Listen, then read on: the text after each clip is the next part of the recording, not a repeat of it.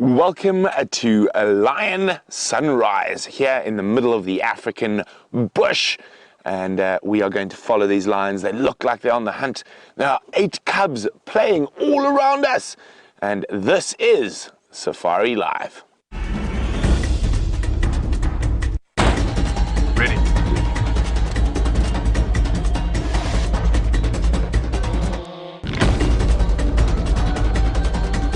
Standing by.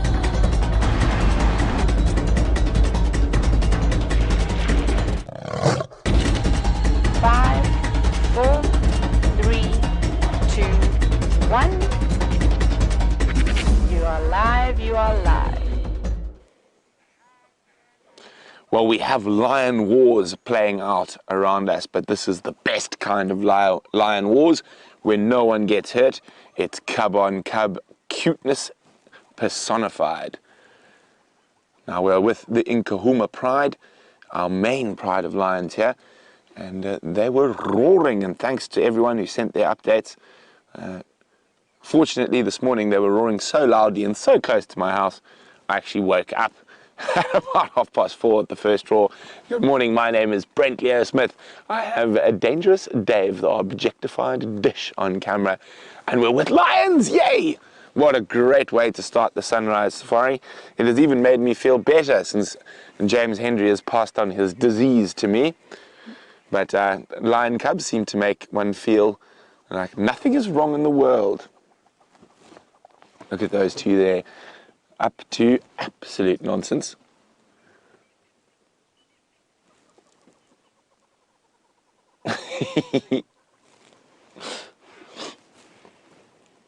Hi guys. Quick swat to the face before departing. I see revenge on the cards. Now, just now, a lion and a lioness had a half-hearted attempt at chasing a hippopotamus, but the male lion, I saw him there, his intentions are more amorous than angry, so far more interested in getting lucky than eating a hippo. Although I think there's a good chance that that hippo might be caught by the lions as we head deeper and deeper into the drought. Just go back to the left, stay on those 2 cubs. Watch there, you can see, there we go. You can see them stalking the adult. Oh, pounce! Oh, isn't this just too wonderful? Well, let's get a little bit closer, see what's happening.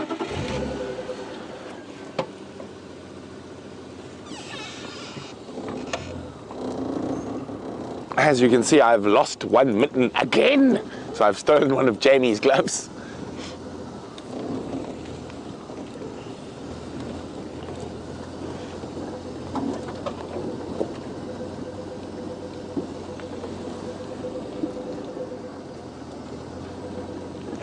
Hello, you little monsters.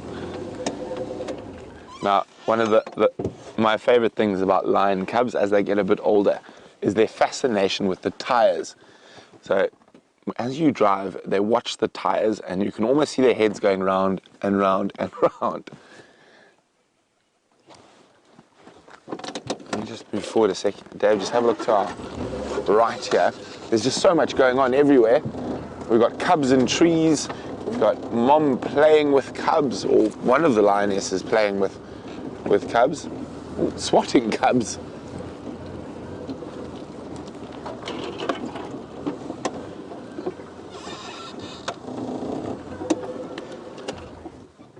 Look at that.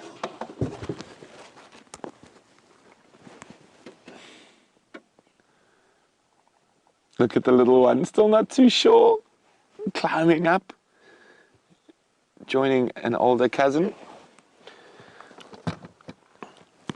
Sorry, 1 second, I just need to.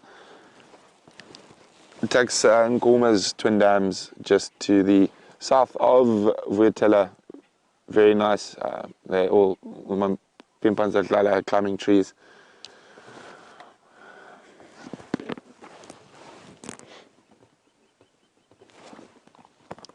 make your way. Look at this, isn't that just too special? Oh, and there's the amorous male, and it looks to be, I'm not sure whether it's amber eyes or the youngest Nkuhuma lioness.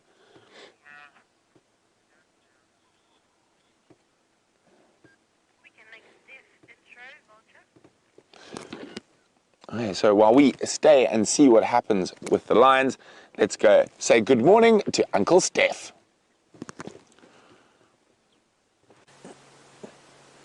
Good morning, good morning. I'm jealous about those little lion cubs that you're looking at.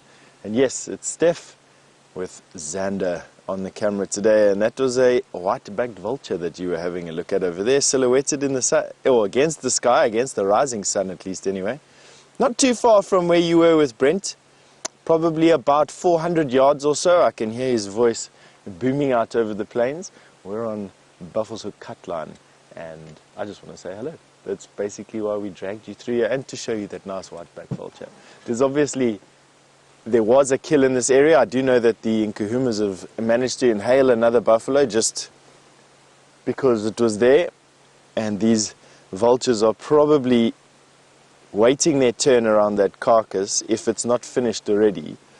Can't see a huge crop on this particular vulture, evidenced by just underneath his neck, usually a pouch about as big as a tennis ball that can sometimes be seen. This particular vulture still needs to have breakfast. Long, featherless head, sticking back into the carcasses and all that sort of thing. There we go, balancing, wanting to get first there as soon as they can see what's going on. But anyway, let's send you back through to those lion cubs. I hear they are playing up a storm. Oh, just disappeared. And off they go. They climb down from the fallen marula. But look at this. We're literally lions everywhere. So I can see 1, 2, 3 lionesses. Can you see any more, Dave? I can only see 3 adult. I might be. There we go. We've got 4, so only 1 missing. And then look at that male Flemen grimacing. Now we are going to be completely spoilt. We're here really early, and it means that the lion's going to be very active. There's going to be lots of cub playing. Now, strangely enough, they look quite hungry. So I think those 2 buffalo they must have caught in Buffalo's Hook were very small, because I wasn't expecting to see lions for at least a day or 2. But of course, I'm very happy to be proven wrong and to be surrounded by the incredible Nkuhuma pride. Remember, this is a live African safari, and you can ask us questions by sending an email to questions@WildEarth, oh, they too cute.tv, or you can use the hashtag SafariLive on Twitter.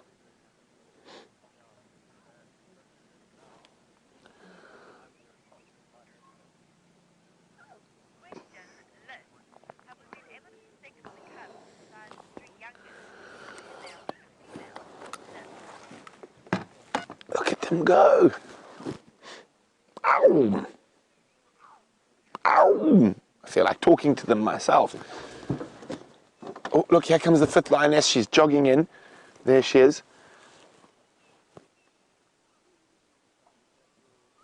And it is one of the mothers. Oh, the cubs are going to rush to greet her. Incoming furballs.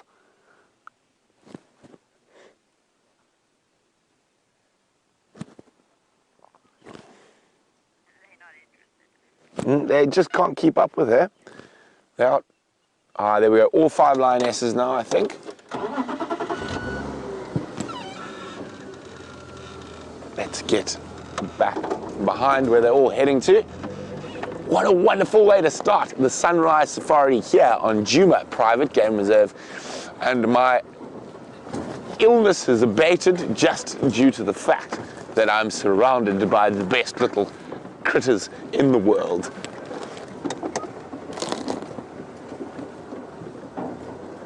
Hello, little monsters.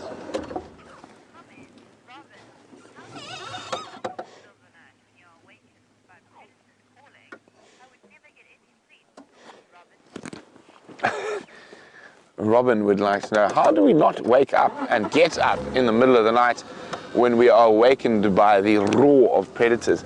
Well, Robin, fortunately in my case, I've been awakened by the roar of predators for the majority of my life.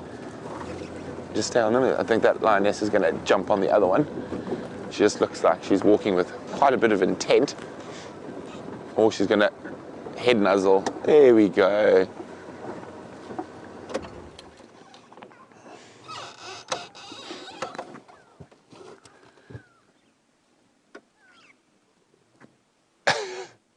Well, Robin, when they're calling, you know they're actually just calling. They're not up to much.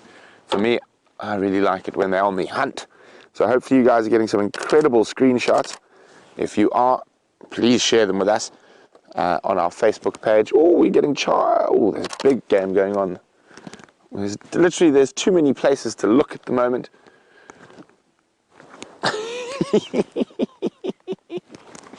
Let's just turn the vehicle around so we can get that irritating aerial out of the way.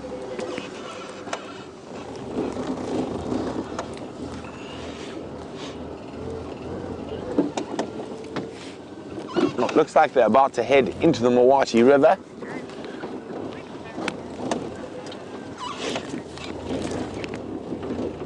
So I know you guys have just seen a vulture with Steph. Ali's wondering, would vultures ever bother the cubs? Very unlikely, Ali, because with the cubs comes mom, and a vulture I don't think would be brave enough. Okay, they are going to go into the Mwati River. And I'm just trying to remember what's my best access into this. Oh, I can hear a hyena calling in the distance, but at the moment I can hear more cubs, so there's more on their way.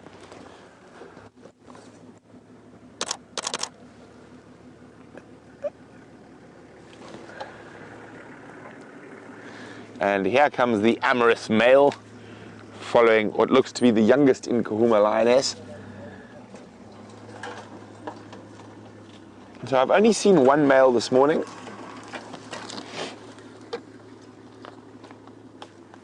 Oh, there's some more coming in the distance there.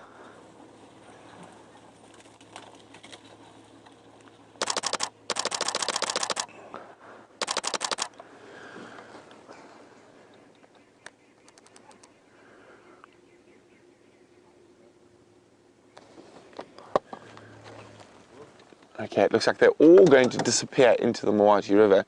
And okay, I got a plan. Oh wait, we've still got a cub coming. Let's wait for that one.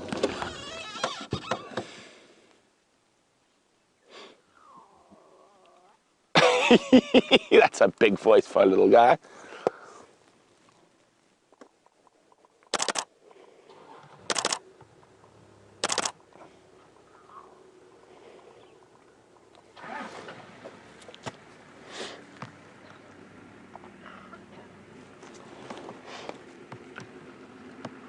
Aubrey, the others are heading back to the north in the Gorries.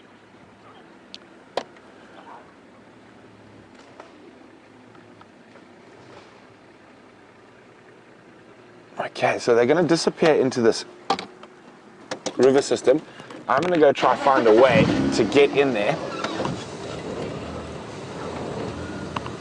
And while we do that, let's see how Uncle Steph's morning is going.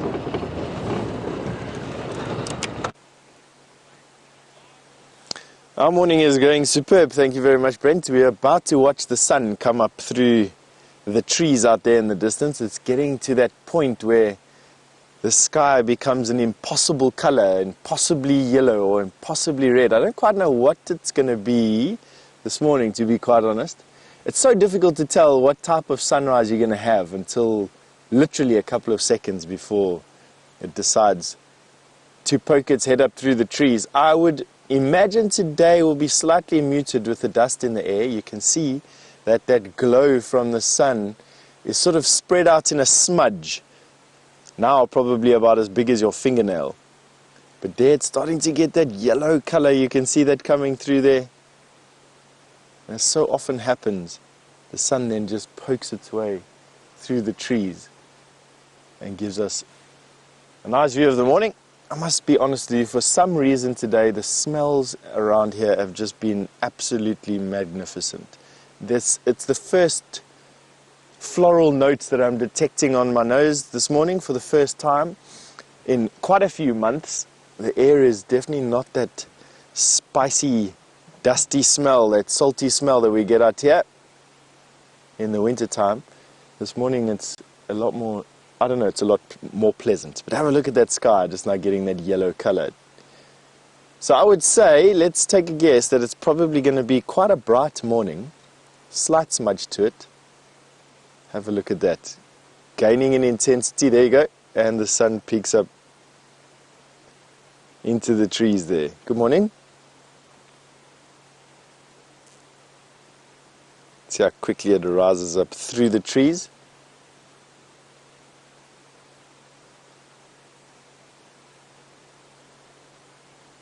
Actually does so with dramatic effect. For those of you just joining us or for the first time visiting us, this is a live show, so what you're watching is what I'm watching, wherever you are on the planet. A couple of seconds after it goes in to the front of our camera and comes out of the screen, wherever you are. And don't forget that it's interactive. You can speak to me via the email questions@wildearth.tv or using the hashtag Safari Live on Twitter, and we'll try and answer as many questions as you can. If you don't have a question, just send through a comment as well. We love hearing about how you feel about it.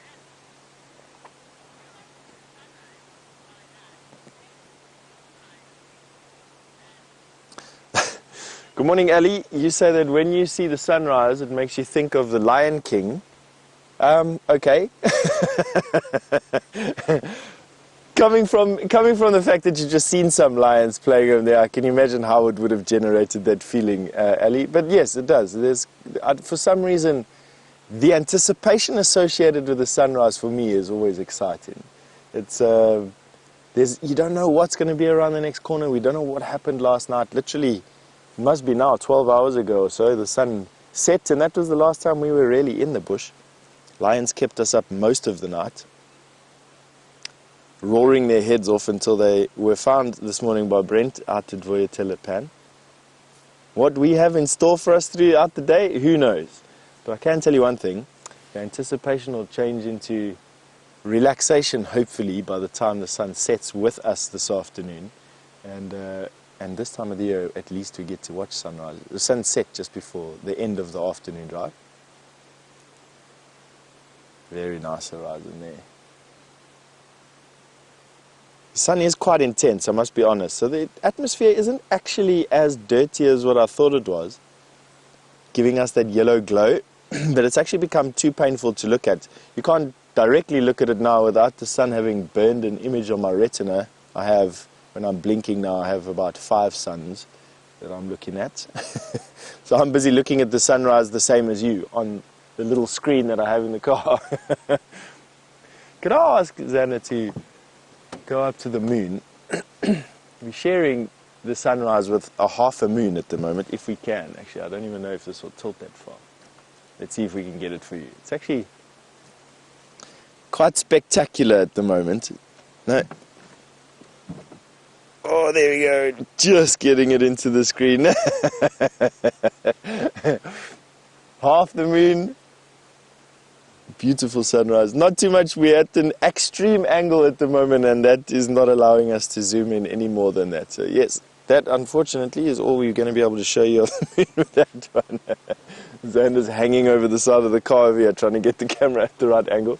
Anyway, I think it's a good idea for us to carry on moving down the road. We want to go and have a look at Buffelshoek Dam, see what's happened to that crusty hippo, and we'll catch up with you on that side. So back to the lions with Brent to go.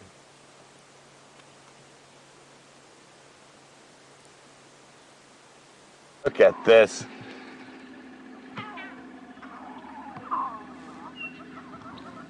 Look at this. We got lions at sunrise, cubs right next to us making lots of noise.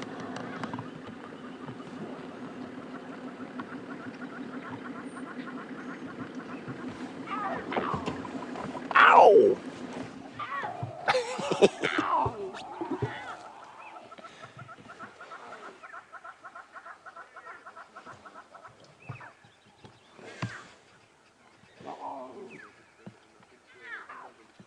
big voices for such little critters.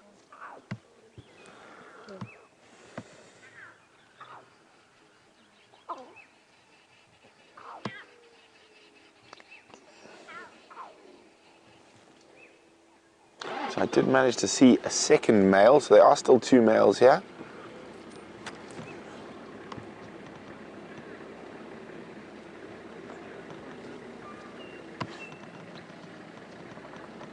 But there are Nkuhumas everywhere.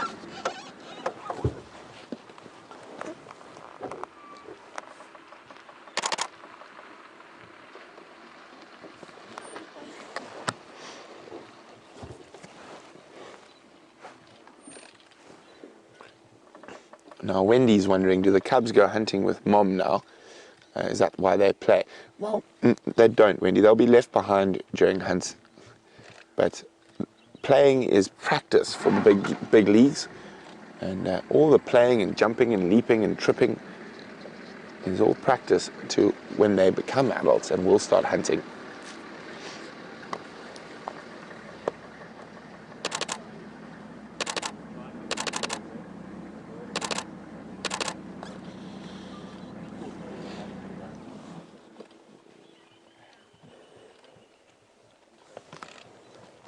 So they're now about 5 or 6 feet from the car.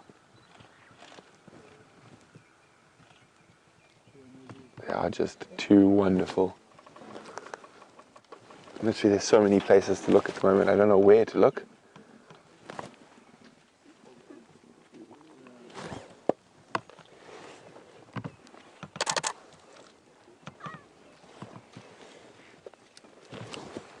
Okay, we are now surrounded by cubs.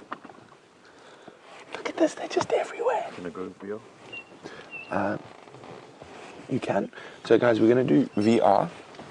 So I'm just going to click. Is that enough there? Rolling, yep. So we've got lion cubs in front of us. We've got lions behind us. Just look at that. There they are. Oh, got him by the tail. Oh, shame.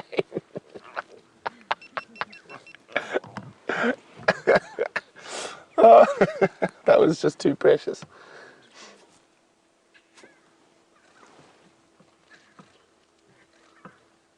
Gonna have to restart. We lost No. the cam.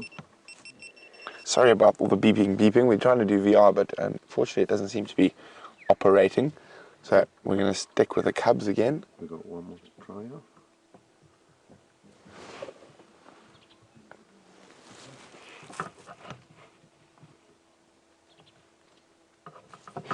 Oh, look at them. They're watching the amorous pair come back up towards us.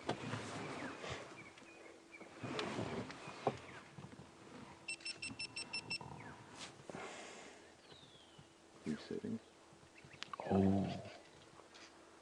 Are they going to try attack? Oop, the hat in the way. Attack the male. Look at that. Too precious.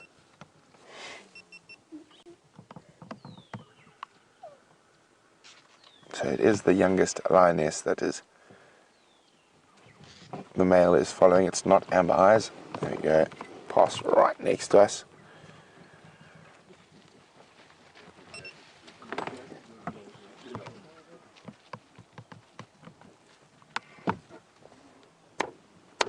Rolling. So we've got the VR going in. We've got cubs just off to the right. There's one going to walk right in front of our vehicle now. There he goes. Can't even see him. He's so close. Is he going to come out? Is he going to come back? Or is he stalking the car? I can't see. Right in front of us. Look at that. Looking right at us. We've got more cubs to the right. And right next to us, the sun's rising in the east. We are literally completely surrounded by lions. There's lions behind us, lions in front of us, and lions to the left and right of us.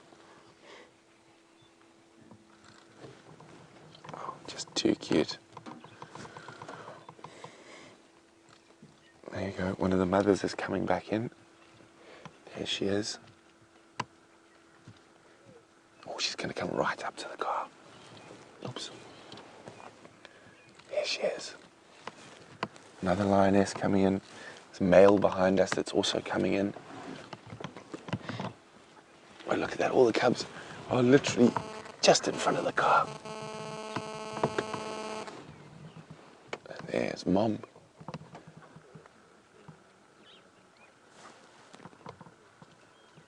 And the male's coming in to the right of us with a little one. Ow! Oh. Absolutely amazing.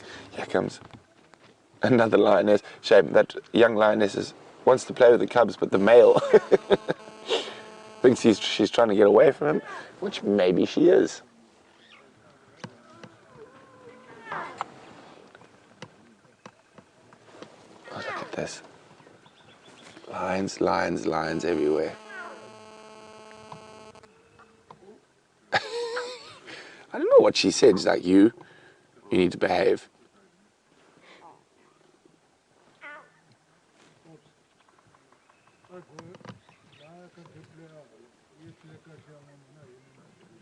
Oh, she's gonna lie down. And we've got more cubs playing right in front of the vehicle.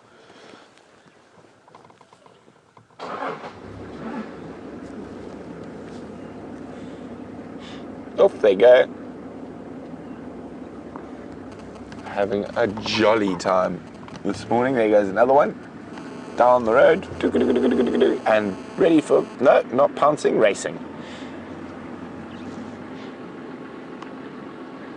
We're left with two lionesses on the right, which are the mothers, with the sun rising just above them.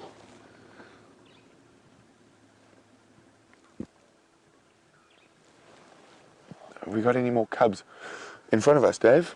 No. I can't see. Okay, I'm just going to roll forward a little bit.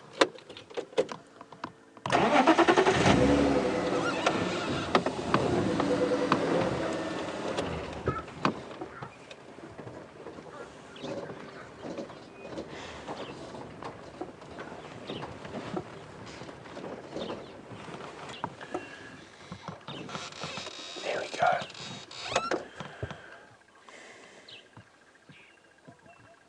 Isn't this just a wonderful way to start the day?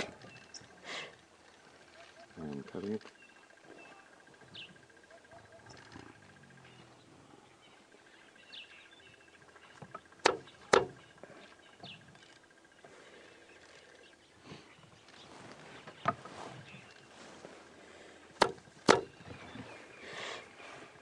Sorry guys, we're just trying to figure out the VR is not stopping.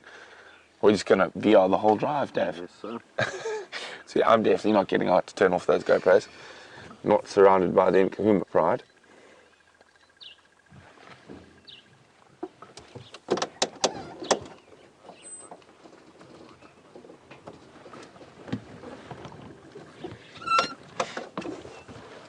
There we go. Dave coming up right next to us on the left. There we go, look at that. One lioness, and the second one should be coming through shortly. Now, if Dave really wants to, he could literally lean over and touch those lions as they go past. Of course, that's a bad idea. So he's not going to. They're off to join the rest of the pride. So I can see 1, 2, 3, 4 females. There could be a fifth. Can you see anything behind us? I can't see. She might be ahead of us. Ah, there we go.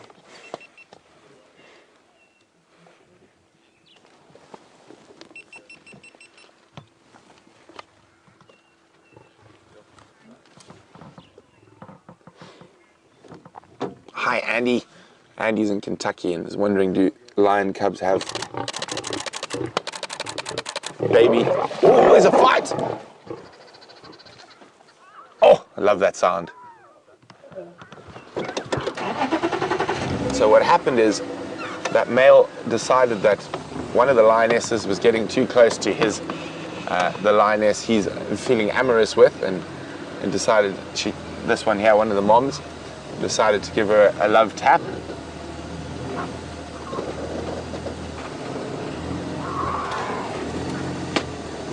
All the cubbies coming to make sure everything's okay. Once everything is deemed okay, off they go to play.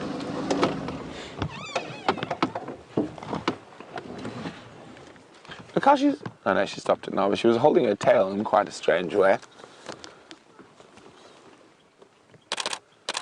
And the males are very, very tolerant of the cubs, but very intolerant of any adult lioness.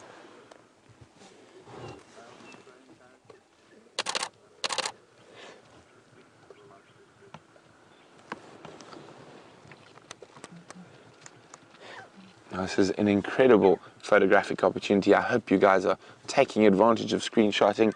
We've got brilliant light now, and we've got cubs on the play.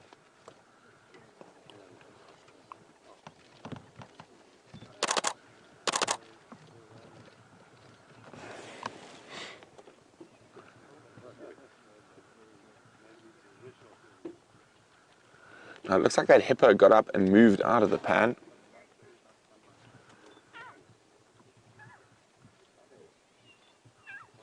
Oh, I love that sound so much. Ow, ow. Oh, the cubs are chasing Franklin to the left.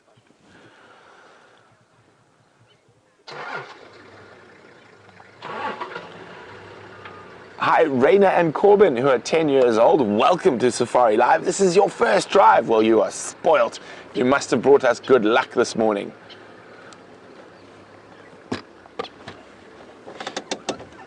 Okay.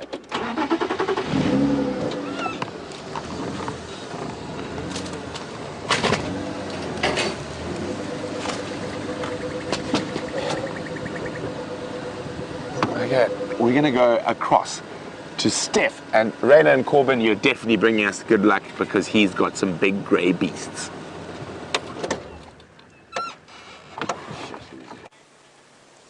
We did indeed relocate the elephant herd from last night, not too far from where we left them, actually, probably about 300 yards or so. And we look like we have the front runners of the herd. In the distance you can see one or two, but these are the first two. It's a mother and a fairly old calf. I would say that this calf is probably 2.5 to 3 years old. And it would mean that mommy is probably pregnant again with the next generation. They are standing inside a round leaf bloodwood thicket, or let me rather say what's left of a round leaf bloodwood thicket. There's not much that's going on from a growing point of view with them anymore. Let's see. I can go back a little bit. No, there you go. You got it. She's busy using her toes on her front feet to kick out some plant material. I'm not quite sure what it is, to be honest. She's being very delicate there with what her trunk is playing with. She's been standing there for about 5 or 10 minutes or so, just literally walking forward a pad at a time, using her toenails to clip the vegetation off. It looks like she's lifted up a branch there and is eating some grass.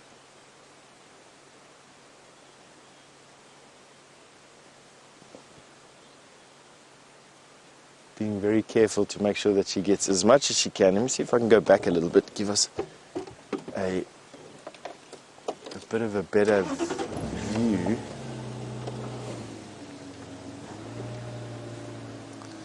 There you go. I think it's absolutely what she's done. She's lifted up a bush that was lying on the ground, and underneath is some vegetation that hasn't been eaten by anything. And she's now making the most of that. We call it a seed bed. Elephant, when they push over a tree, the tree acts as a catch for seeds that are blown around in the wind. And quite often you'll find a thicker grass cover inside of these bushes. And elephants are very clever. They know that underneath these seed banks lies some grass that is uncontested. They'll lift up the bush and eat the grasses that's found underneath. You can see the little one with his trunk, he wants to come and see what mom's busy eating, so he's walked up and pushed his way between that stump and her feet. Right, We're going to stay with these elephant. Those cubs are drinking at the pan. You can't miss that. Off you go.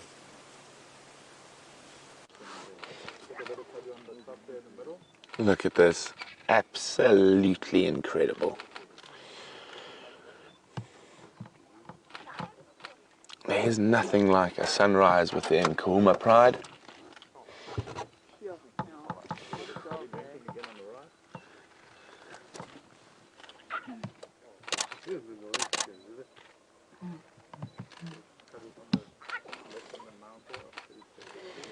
Look at them playing on. I wonder if they're going to climb down there and attack the nest cam. Probably not. We'll leave that to the buffaloes. Playing king of the castle.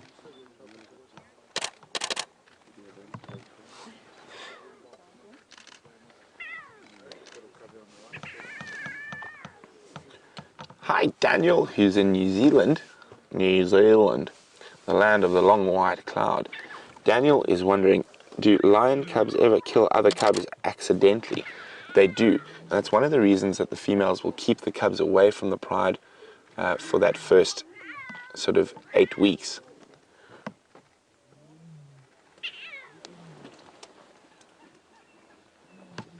Let me just go forward. Oh no, that's also beautiful. I'm just going to roll forward slightly so you can see the other lioness who's coming around. There we go.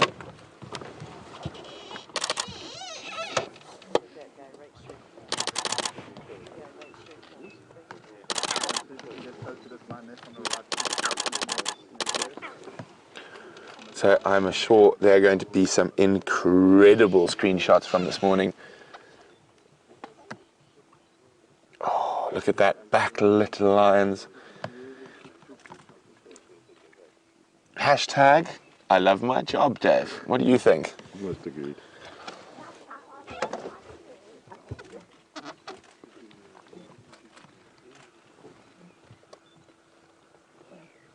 Yeah, you're in trouble. Don't play too much near the water. Crocodiles and things, you are being moved now. Oh, oh.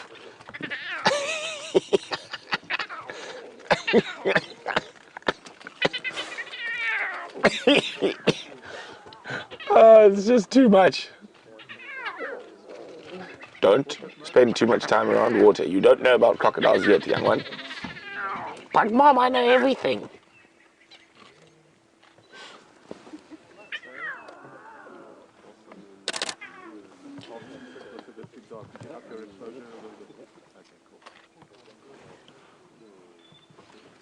Oh, gonna get in trouble again, back at the water's edge. You obviously haven't learnt.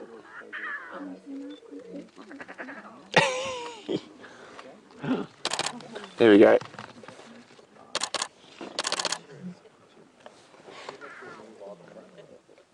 If you don't listen, you will be forced to listen. Now, even though that looks quite rough, it's incredibly gentle.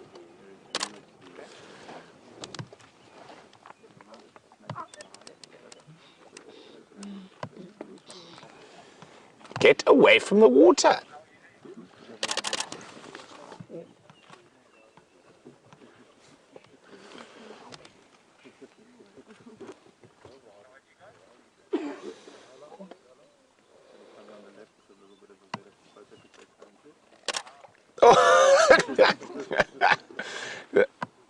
That is the one who's being reprimanded about going near water. Now, of course, water is quite dangerous due to the fact that most water in Africa holds the Nile crocodile. And maybe it's a lesson in water ethics and behavior.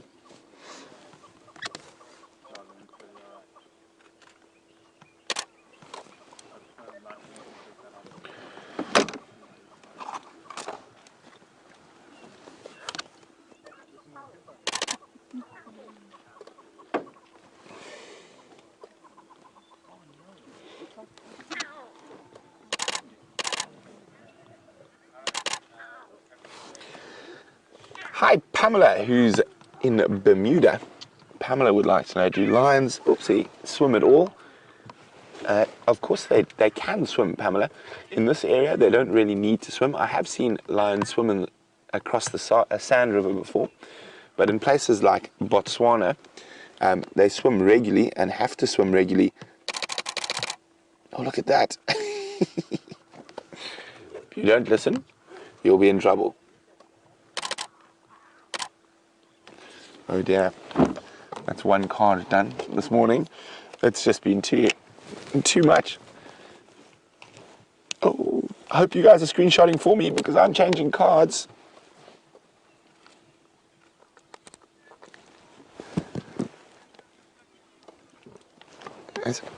If you don't listen, you get carried away.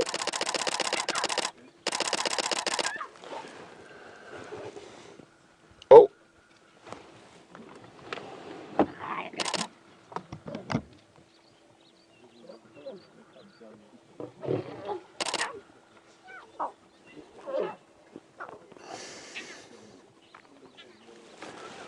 Oh, in front of us, dust, cub dust. Best kind of dust.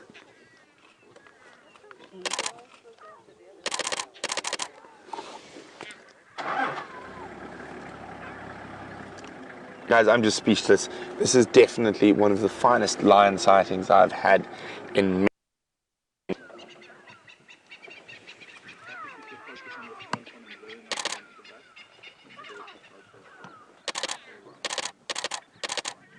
Look at that backlighting.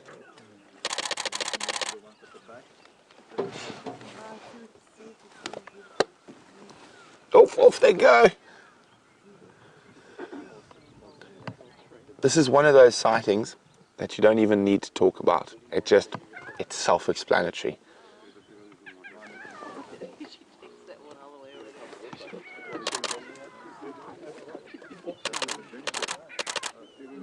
Next cub to be carried.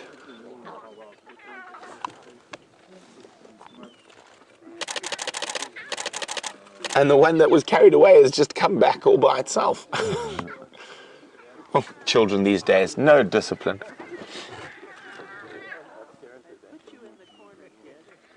And straight back to the place that got them into trouble.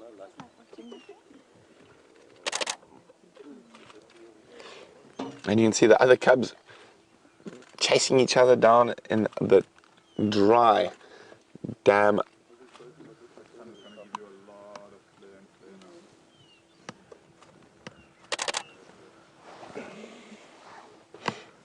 Just don't know where to look, do we, Dave?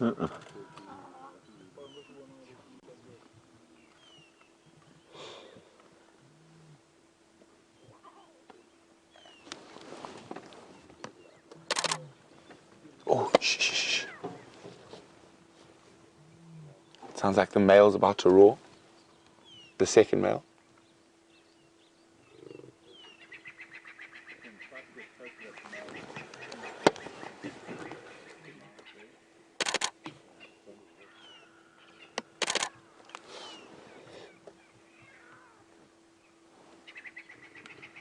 Let's go to the male and female. He's growling. As soon as that other male started almost sounding like he was going to roar.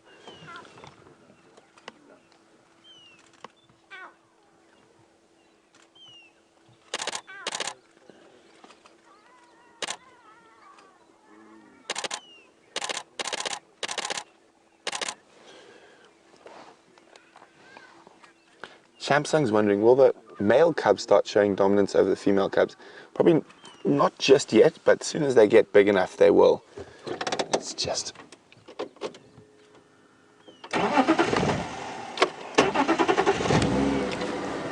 Let's see what's happening a little bit further down the road. Now, there is a second male. He's somewhere in there. And I'm not even joking. It is incredible. I've literally forgotten about having a man cold because I'm just so happy to be around lion cubs. So there we go. If you ever get a man cold, you need one dosage of Nkuhuma cub cuteness and you're all good.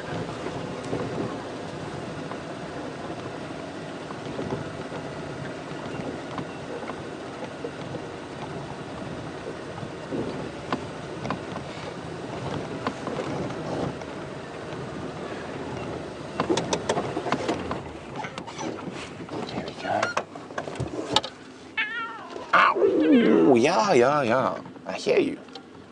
Mom was very mean to pick you up.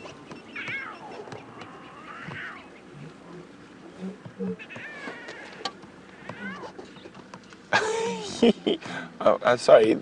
Unfortunately, they are behind the VR.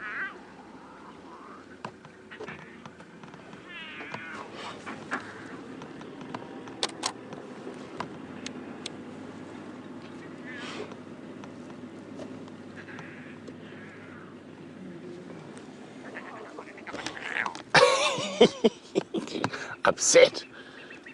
Look like Mom was trying to pick one up again and got very upset with her.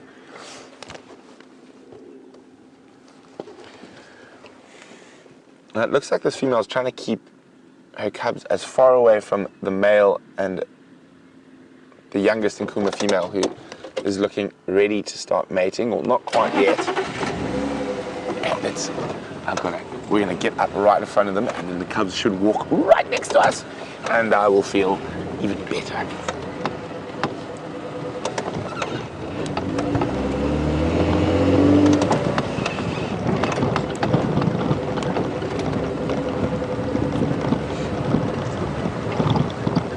Hi, Natasha in Ontario. Natasha's wondering, how fast can a little cub run? Well, probably faster than you or I could, Natasha. So even though they are small, they do have to escape from potential predators sometimes, so they can run quickly. Oh, here we go, incoming. They're gonna cross. Oh, look at that! Sneak between the trees.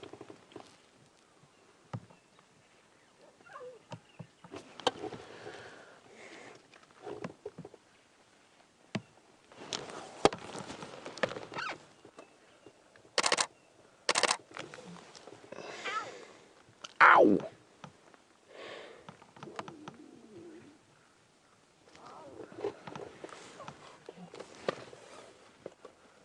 We got incoming.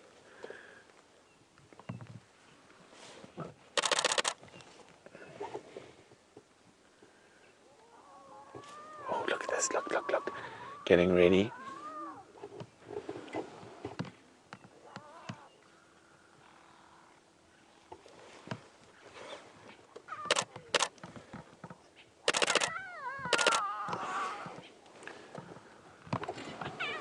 Complaining.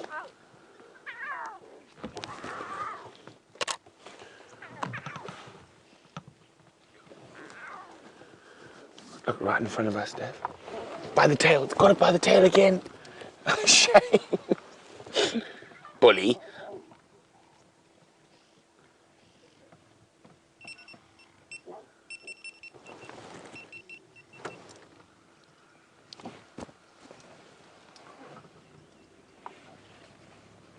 Oh, here they come. Here they come. Oh, don't go change direction.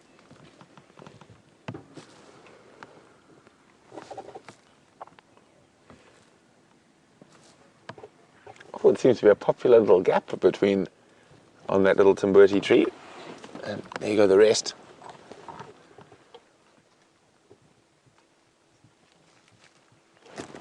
It's going up. I'm trying to at least. Oh, no, down.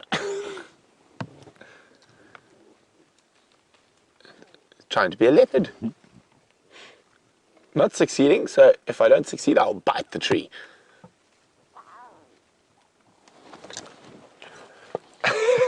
Jump, jump.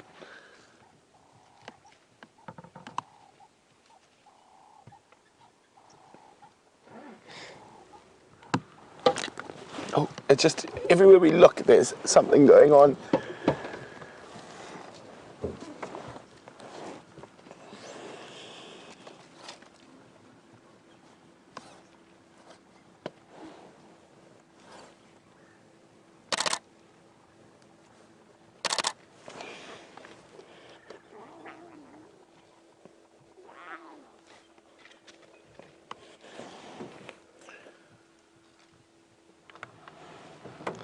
Isn't this just the absolute best?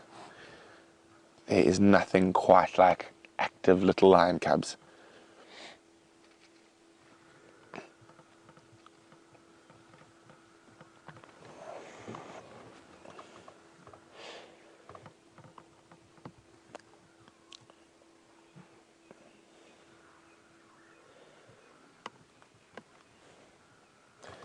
Now, are they going to set an ambush for Mom? One of the females is on her way. Look at that beautiful light on her.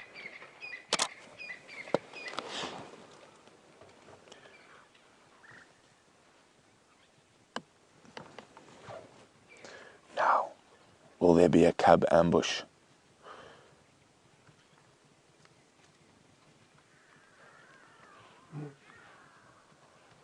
She's talking.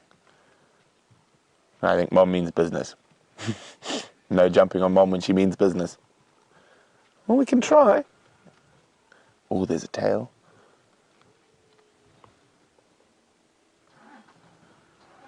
Oh, here come the male and the youngest Nkuhuma. Now, we haven't seen him yet, but there is another male behind us somewhere. I had a brief glimpse of him earlier.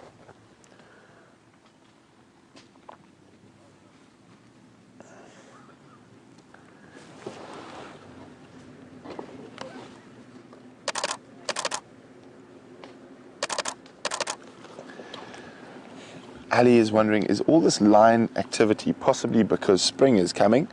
No, Ali, it's lions being lions. They'll do it at any time of the year. There we go, look. Calling. I think there's a cub missing. I think she missed the cub. It actually ran past and went down behind it. I think she's just realized now. Let's just see what she does. Okay, we're going to reposition. We're going to head down into the Mwati River. And while we do that, Steph is still with those great grey behemoths.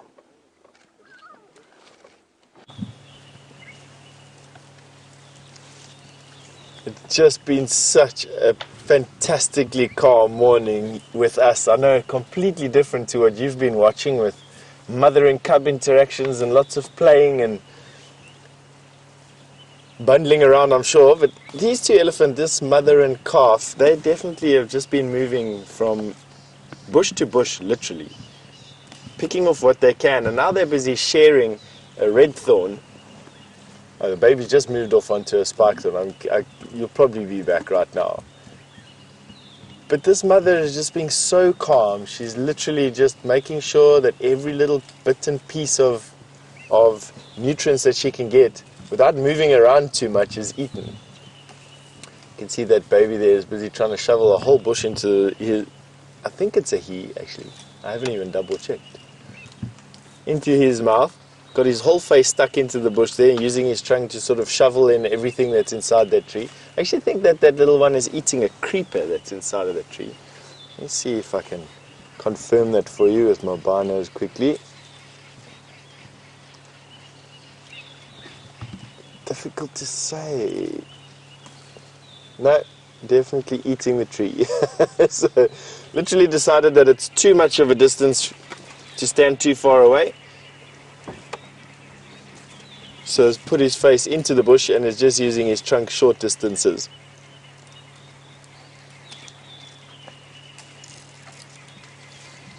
So Andrew, you've asked me if elephants are really scared of mice. Andrew, to be honest, I think you're not too far off the mark there. Although mice is probably a generalization for anything small and fast moving at the feet of an elephant. They're quite skittish elephants about things like that. And I would imagine that any sudden movement at their foot or around the end of their trunk will give them some alarm. I have seen them get frights at the most unbelievable things. So perhaps there is some grain of truth in that particular folklore story. I don't think it's mice in particular. I think elephants are pretty nervous of anything suddenly moving at their feet. Their eyes are pointed at the tip of their trunk and at their feet. So their whole vision is sort of where they're busy eating rather than forward like we've got. You could almost see it on this particular female. You can see the way her eyes are, they almost look closed from our position, but they're not really. They're just pointing toward where her tusk is busy using. She's busy trying to use her tusk. There you go, you can see that. Using her tusk and her trunk and her mouth to good effect there. And she needs to see what she's doing. And I have seen them get the most bizarre frights at something that just out of their periphery of their vision gives them a bit of a go, or making a funny noise at their feet or behind them. And then any startlement at their feet, so a mouse scurrying out of the bush or a rat or anything, a snake, will give them some alarm. Sometimes creating nothing more than a head shake, at other times eliciting an almost bizarrely comical run and away from the area. So I might sound a bit weird there. I'm just going to say yes, absolutely.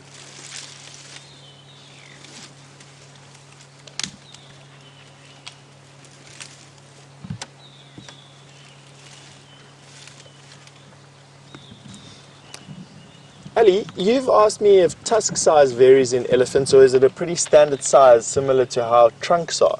Ali, tusk size absolutely varies in elephant, very similar, I suppose, to human hair would in a way. Tusk size is almost unique to each individual elephant. And then the way they use their tusks is also a learnt characteristic, so that gives the tusks a different shape. The vegetation that they eat will wear tusks down faster or not so fast depending on the area they go. You can see this particular female, she uses her right tusk more than her left tusk. You'll see that her right tusk is clean and shiny, and just the tip of it really. While her left tusk, there you can see a very good example of that. Using her tusk to break the branch down. Then genetics play an important role in tusk size and length. There are just certain elephant in certain parts of the world that just get much bigger than others. The Kruger National Park harboring some of the largest, or on average, the largest elephants out of any of the African national parks, with some of the largest tusked bulls in the world as well. Although I think Amboseli does come pretty close. And there's some of those forest elephant up in the tropics that are beautifully tusked as well.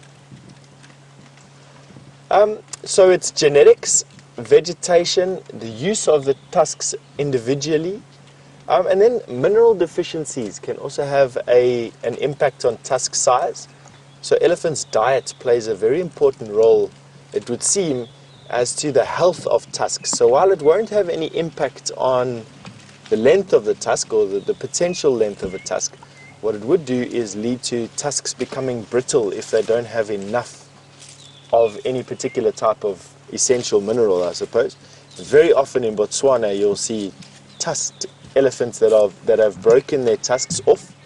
So they're not tuskless elephants, you get them as well, but a lot of the elephant that you see in Botswana have broken off their tusks due to mineral deficiencies and diet. They're just their hardwood diets.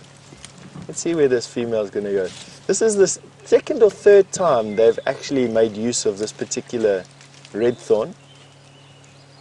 They haven't damaged it at all. All they're doing is they're picking off the green leaves, where it would be so easy just to break off the branch and eat it. But they're actually taking their time to be very specific about picking off each leaf.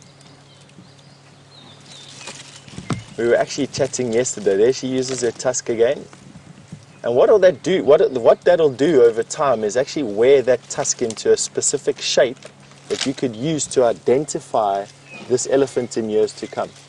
So definitely, as time goes by, keep a note of the shape and size of elephants' tusks that you see, significant elephants, and you'll actually notice that you'll be able to, after a while, start identifying animals with bizarrely wide tusks, or one tusk that's funnily shaped, or tusks that are very close together, even crossing over one another. Last summer we had an elephant cow that has a tusk that goes underneath her jaw. It comes out and goes underneath her bottom lip. Massively long tusk. There's another elephant with a tusk that's completely reversed and points back towards her front leg. Have a look at how dexterous that trunk is. She's now completely twisted it around. There, back to normal again. There.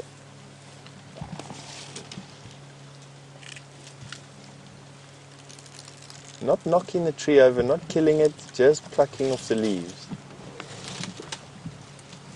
I would only imagine it's because she knows that this tree will recover and she'll be able to feed from something similar again.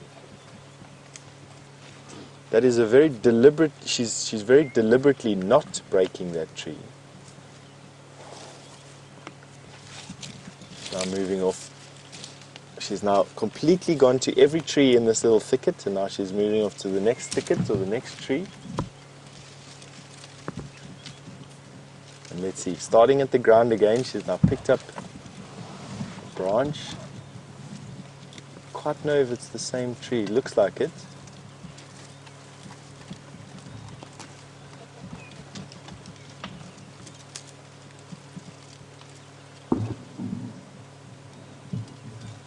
Incredible. They have the most varied diet of any of the herbivores out here. The animal that comes closest is a kudu, and even kudu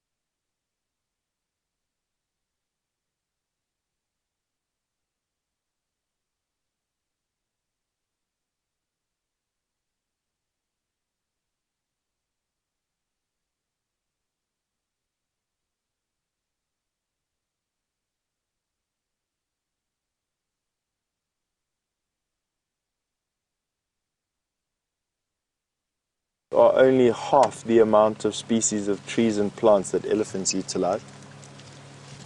And they build up this knowledge of which trees to eat and how to utilize them, what time of the season, all through experience. Mothers and older males showing the rest of the elephants what to eat and how to eat it. And there you can see what was literally eaten 24 hours ago.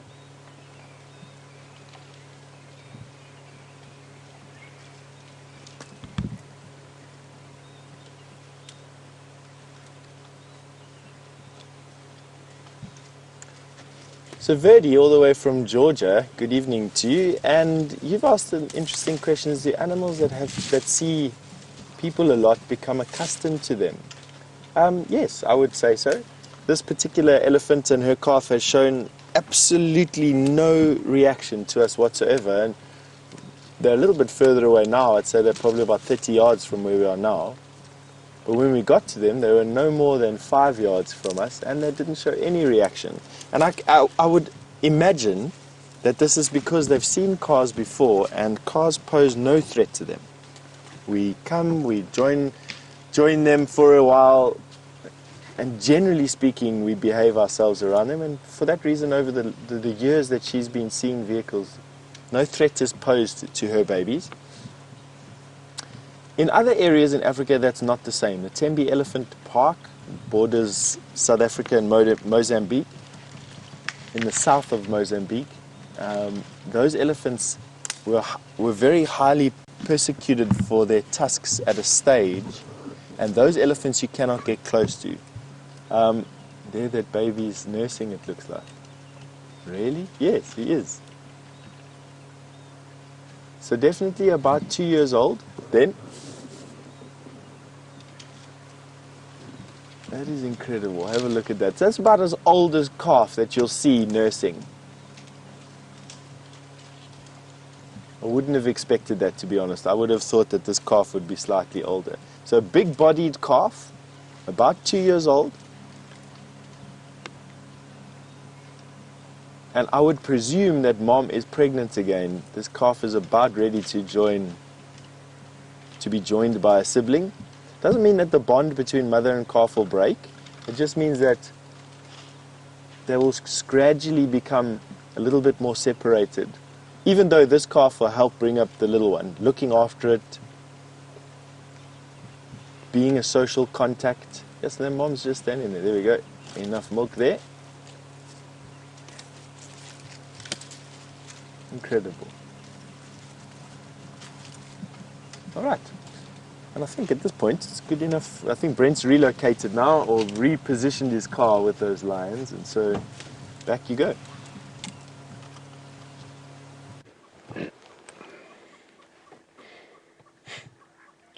So we with the amorous male Scarface and the youngest Nkuhuma. Now every time she tries to rejoin the other females in the pride, he cuts her off. Oh, here comes a yawn. Oh, small yawn, baby yawn. She has turned into such a magnificent female.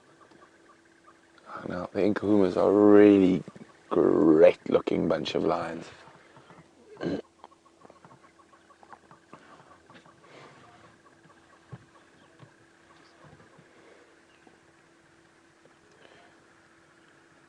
So Ali's asking about a mating cycle. Now, once they start mating,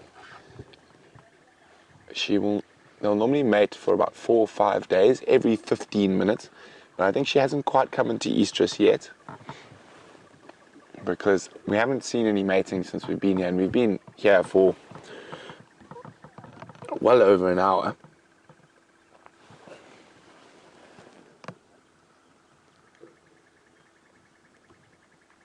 So she's probably not in estrus yet. And she is trying to stick close to the rest of the pride, although he keeps in between. Now, there is another male in the quarry thickets behind us somewhere. So one of the reasons that the other male is hanging around is while they're mating, this male might get a good smack from her, he might injure himself, he's not going to be feeding, so he might lose a bit of condition. And then halfway through, the other male might step in, so to speak, or chase him off. And it's not uncommon to have multiple males mating with a female during her estrus cycle.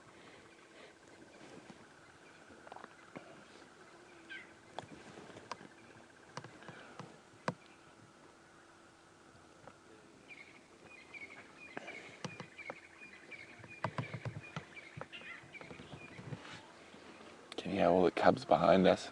Ow! Ow!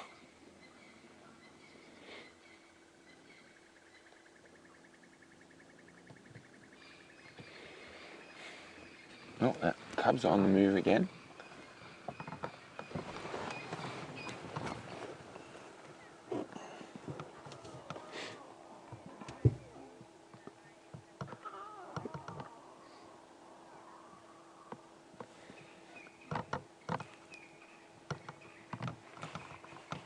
Do you hear that, Dave? What is over there on the other side? So, I don't know, it almost sounded like a very, very idiotic buffalo if you wanted to wander straight down into this mess of lions.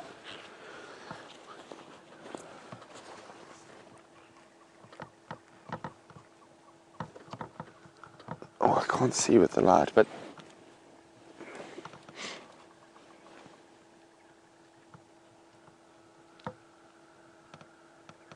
and the rest of the pride on the move behind us. It's going to be interesting to see what this lioness is with the male, because if we look at her, you can see she's watching intently. Now, Ellen is wondering, will this male harm a cub that this lioness shows attention to?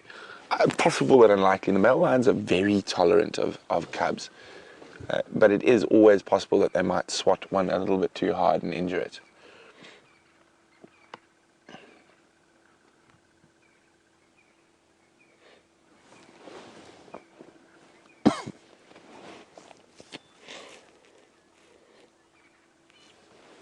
Now, a while ago, one of the Nkuhuma cubs wasn't looking too well. It looked like it had a possible broken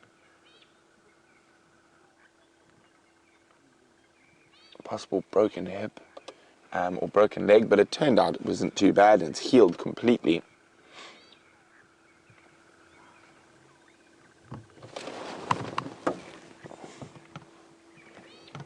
I see what's going on behind me.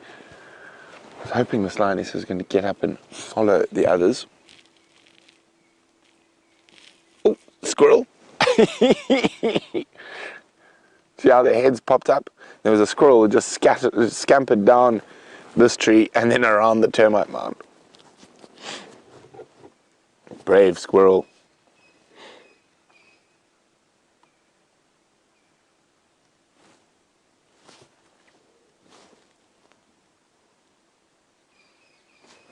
Oh, it really sounds like there's a buffalo over there. On the other side of, somewhere there, I just hear, it sounds like a buffalo scratching its horns on a bush.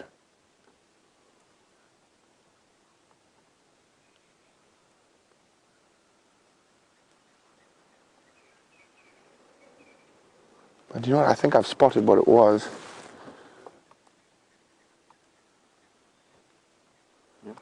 There's something there, I can't see what it is. It could be a Franklin. Well, that's not what, so between these two trees, on the edge. So I can hear a buffalo, but I can also hear something else scratching around in there. It's probably a Franklin.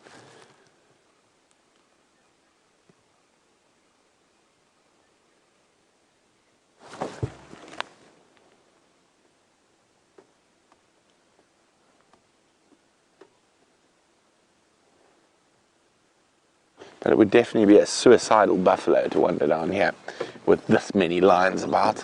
Oh, is she going to move?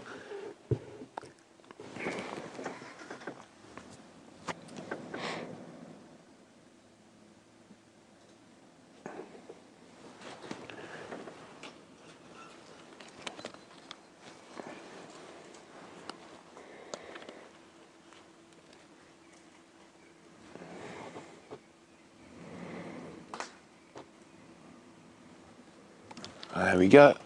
On cue. Oh, she's clever. She's using our vehicle to try to get away from him. He's running around. Oh, sorry, girlie. No such luck. He ain't letting you out of his sight.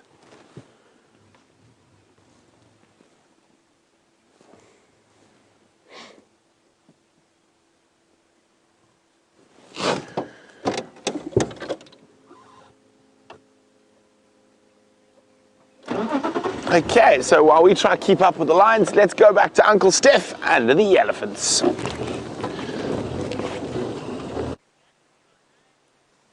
Thank you very much, Brent.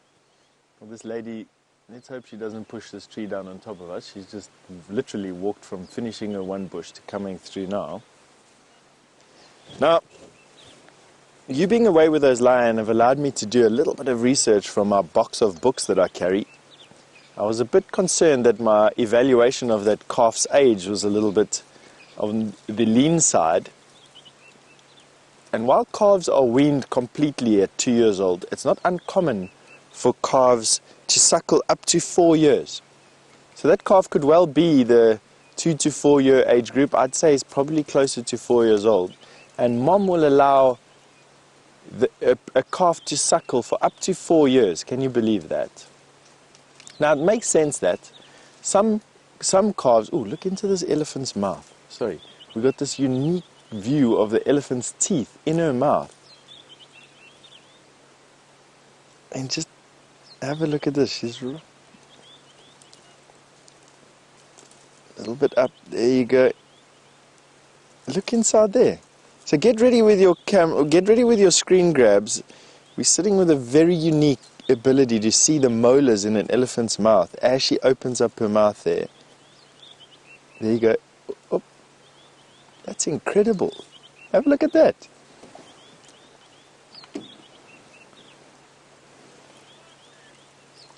That is so...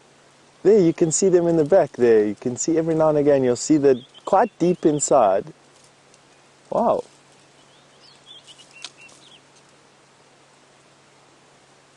Let's see if she allows us one more look. Her folded...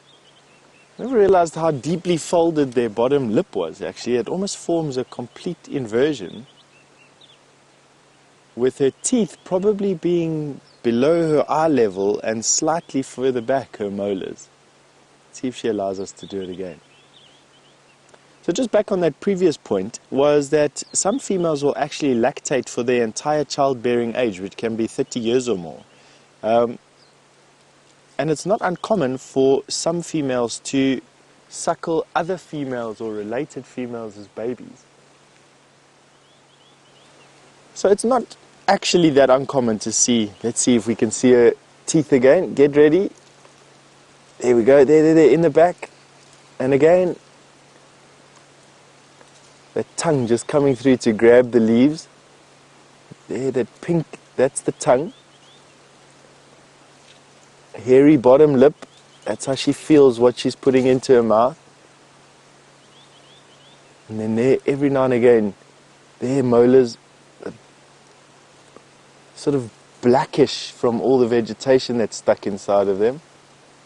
There, you can see it again, there you go.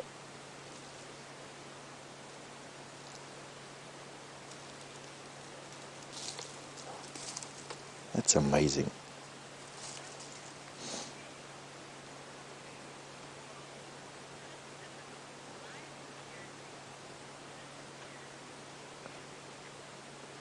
So Jess has just wanted to know what the difference is between lion parenting and elephant parenting. Ooh, Jess, where do you even start?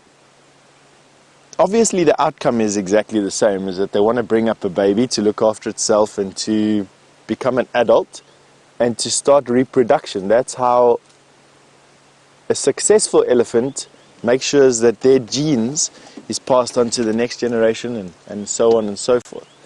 As to the method of them getting there, let's go down the pipe here with this ellie again. It's just such a unique view. There, the molars again, deep inside there. The tongue coming out. Let's see, yeah, you'll get, there you go. So you'll be able to see almost right down the pipe there. So as to the methodology, as to how they get there, I suppose you couldn't get you couldn't get much different really. Not in the animal kingdom at least anyway. Lions have lots of babies, elephants only have one.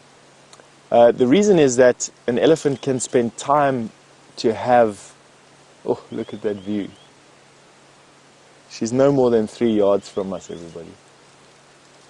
Eating completely unfazed.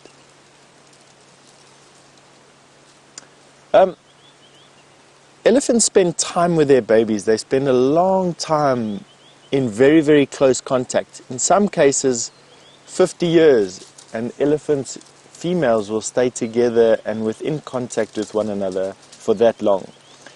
Lioness, on the other hand, male cubs are released between 2 and 2.5 years old. They go wandering. Females will be with their cubs, their female cubs at least anyway, also for their whole lives. Female cubs don't leave.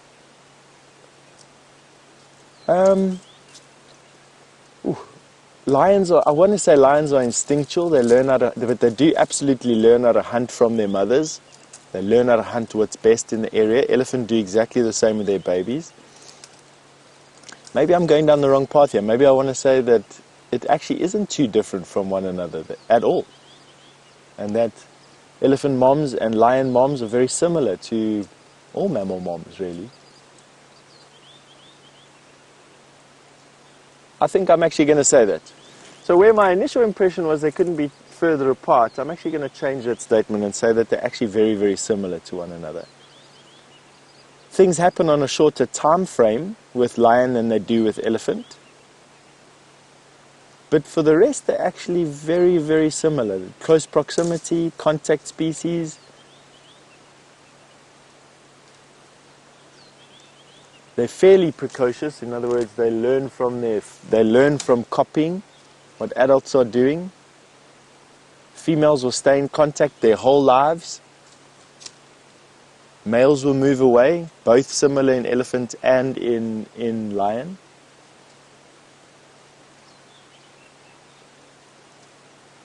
So wow, a realization. Thank you. Now what this particular elephant is doing is now she's kicked off a piece of coppice. There we go. And that's how they eat round leaf bloodwood. They literally keep the plant coppiced, and you can see coming out the other end of her mouth is the debarked stick. So she feeds it in one end, and then you'll see how it'll actually twist in her mouth. She rolls it with her teeth and her tusks, and then it'll come out the other side of her mouth after having gone through a bit of a mincer, debarked. You can see it there popping out, debarked on the other side. And all they do is eat the bark, and they will spend hours in these thickets coppicing these round leaf bloodwoods. And for the first time this year, I actually spent time examining a thicket of round leaf bloodwood. And although it looks like a tiny plant, it's actually quite a big tree, in some cases 1/2 meter across. Except that it's made up of these tiny sticks, and elephant keep these farms basically. They keep them coppiced, these thickets of roundleaf bloodwood, they keep them coppiced so that the tree produces many of these obviously nice tasting little sticks. There she's trying to get another one. Broke it again using her foot. In the one side, using her hairy bottom lip, you can see it shining there, the hairs on her chin, to guide the branch into her mouth. Pulling it in with her tongue, that's what she just did, to the teeth.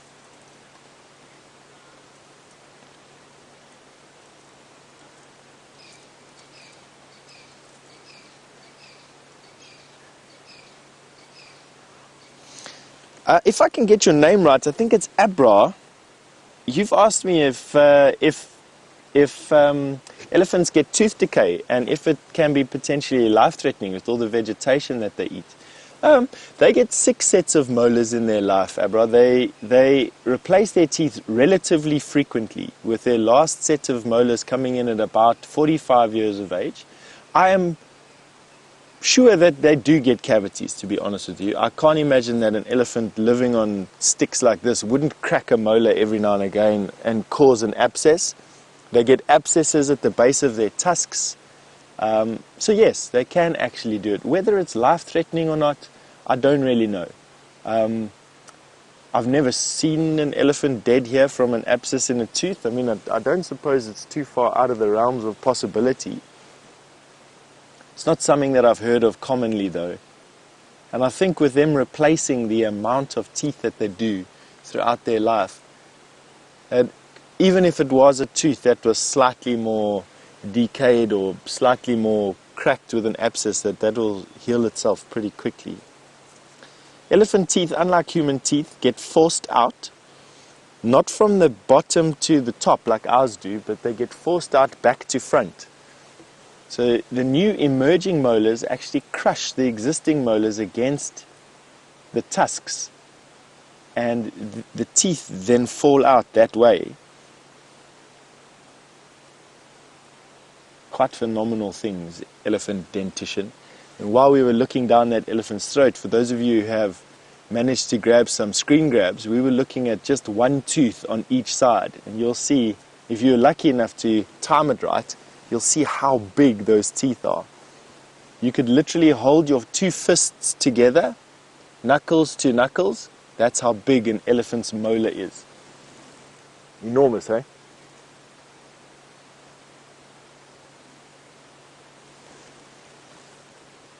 We've now been with these elephants for, must be going on about, I'm sure, probably close to an hour now. And she literally hasn't even moved 30 or 40 yards. I'm just surprised. Have a look at that fuzz on her bottom lip. It's the first time I'm noticing the fine fuzz, not on the bottom of her lip, but actually in her mouth. And it would make sense that once she loses sight of vegetation that she picks up with the incredibly sensitive tip of her trunk, that she then places that vegetation in her mouth, and once lost sight, has a tactile grip still on vegetation, using the hairs on her bottom lip. She's not just relaxing. I don't know what she's doing over there. She's just having a rest.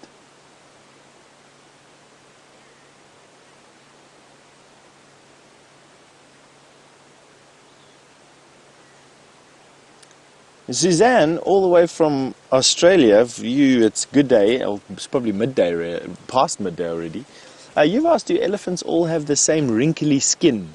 Suzanne, I would gather that you're asking, do they all have the same coloured skin, and is it the same, is it all riven like it is? I would presume that you're not asking, do they all have exactly the same patterns, but I'll answer both. They don't all have exactly the same patterns, but they do all have this grey, wrinkled, riven skin that you're seeing quite clearly evident there. I wouldn't go so far as to say it's a fingerprint. I think that is like saying the wrinkles on my face are a fingerprint for me. However, I suppose a significant scar or a significant pattern in any one area or another will definitely lead you to identify it. But they all have the same wrinkly, riven, grey-coloured skin. When elephants get wet, they actually go very, very dark grey, and especially once they dust off the sand. You don't notice how much dust is actually on an elephant until they go for a bath or until they're fighting and rubbing next to one another, and you see the dust cascading off of them. So elephants do change colour a little bit depending on the area they're in, and it's based solely on the soil type that you find there, the soil and the mud type. She's just having a bit of a relax. She's been feeding a long time. You can see how she's relaxed her trunk completely. You can see how much longer her trunk is than her feet actually. She's got at least an extra 2 foot of trunk on the floor there, and that's completely relaxed. That's about as long as a trunk can go. Maybe a little bit longer. And she's just resting that weight. You can see how skinny that trunk has gone now. It originates from between her eyes.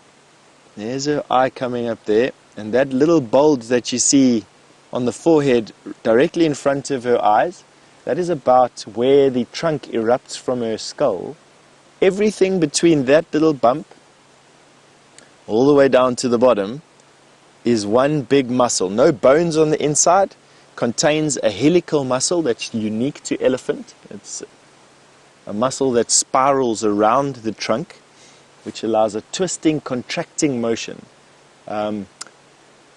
If I were to liken it to something, if you were able to shorten your leg or shorten your arm, imagine it having no bone in it, and twist it at the same time, that would be exactly what they're able to do with that particular muscle group. And then it attaches above their eyes, above that little bump that you can see there, in front of their eyes, right up to there. It's about where elephants... So back to the eye, from the bump, up a little bit, and then all the way down towards the mouth. There we go. All that is the attachment points, a very, very wide attachment base for those muscles. And it gives an elephant's skull an absolutely bizarre shape. You're welcome to go and have a look at some pictures of an elephant skull. I'll see if I actually can find one for you. Let me see if I can do that, because to see an elephant skull without tusks in it is to see something that is completely alien, to be honest with you. Alright, where am I going to find an elephant skull picture? I don't know if I'm going to be able to do that. I think I may have written a check I won't be able to cash in here. Let's see if I've got one in a book.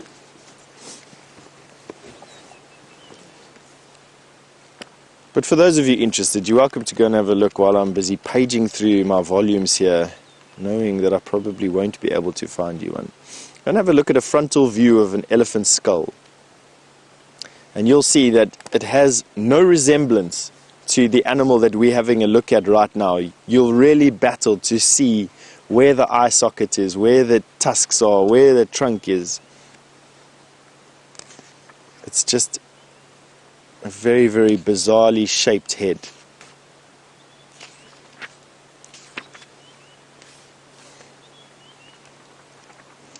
She's actually got quite symmetrical tusks. They've got an even curve. She's not a very old female elephant, this.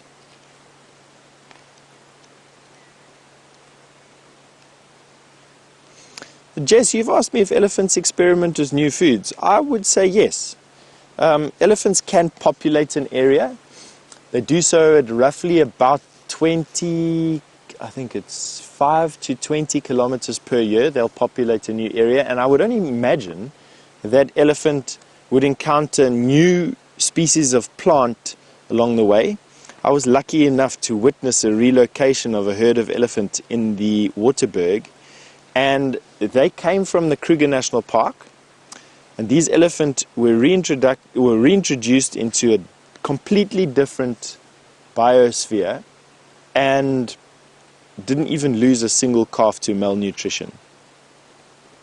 So I would say absolutely, they know what to eat. I would imagine that they would have their fair share of runny tummies and grumbles and groans going about. But those elephants, even to this day, are still doing fine. All right. And Kirsty is whispering in my ear that Brent has found the lions again. So without further ado, see you in a bit.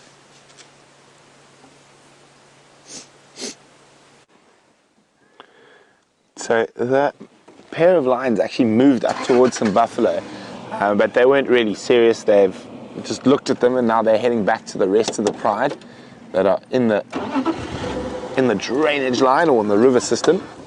So let's go have a look. I think the pride's going to settle down for now, so what we might do is let's just go have a quick look, see if they go back in there, and if not, we're going to go see what else we can find.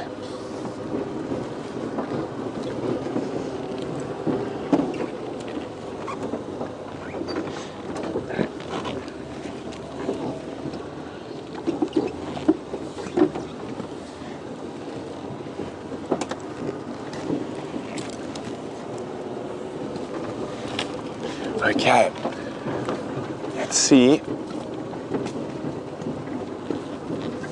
Oh, they've gone down the very steep bank. We're going to have to find our way there. Let's see if we can see them off the edge.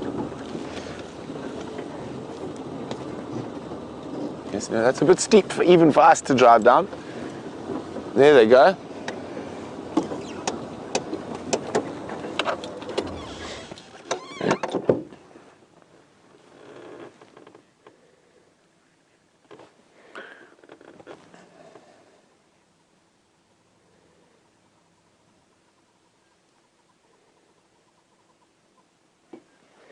And if we look up to the right there,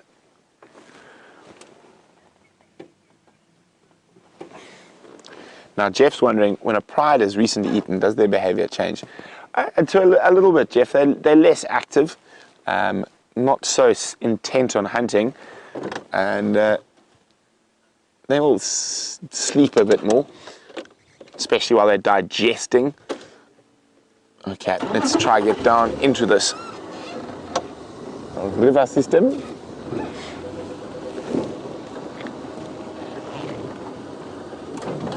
Okay.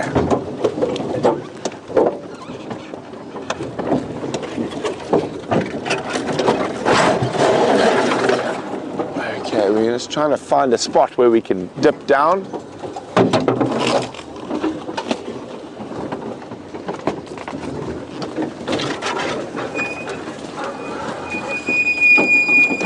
Sorry about all the noise, guys, but it is what happens when we got to go off the road to stick with the big cats.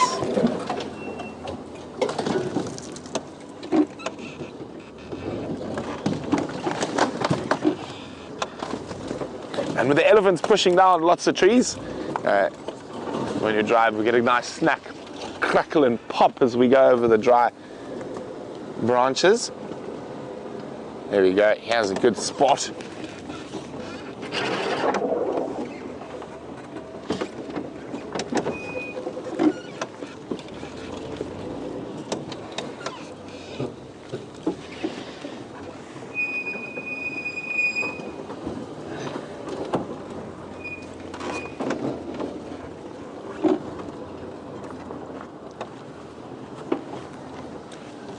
Hi, Douglas in Arizona. Douglas says, how on earth can the cubs not attract attention to themselves when they are left by themselves while the lionesses hunt?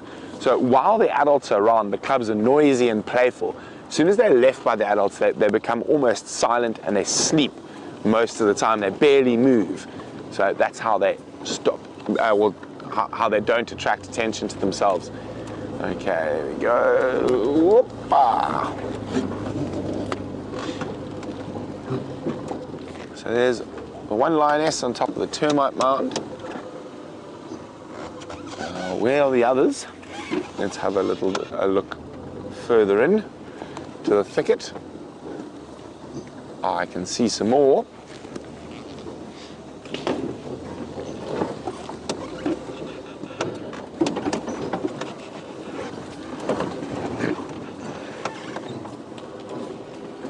And I can see the cubs now.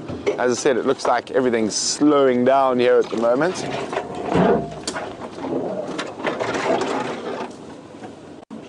Everyone's having a snooze.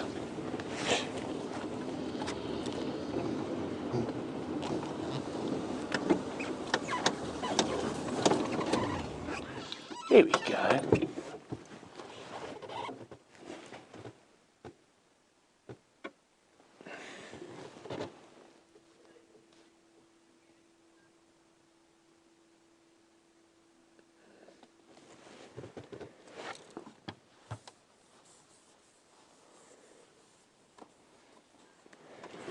Oh, look at that.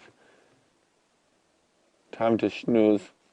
It's such a busy morning. Playing, tackling, getting our noses wet in the water.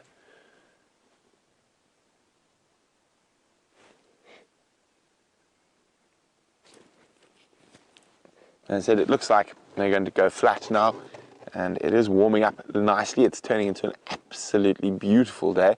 After a chilly start, I think it's going to be wonderful. So I think we're going to leave the little lions and the big lions.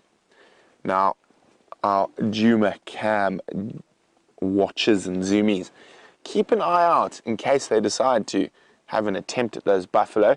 Let me know and I'll rush right back here in record time. But for now, I think we're going to leave the lions to snooze. Now, we might check on them again just before the end of the safari.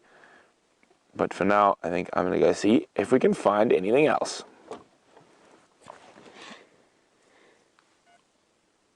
So we're going to leave the lion cubs in the most serene, cute, cuddly moment. And while we do that, let's go back to Uncle Steph and his elephants.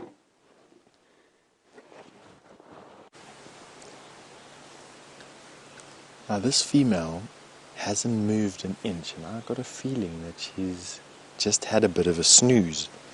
So we're just keeping as quiet as we can so that we don't disturb her, and we're sharing this relatively intimate moment with this particular elephant. There she's started to shake her tail again. I can see there she's coming out of it now, but she almost went into a small rocking motion.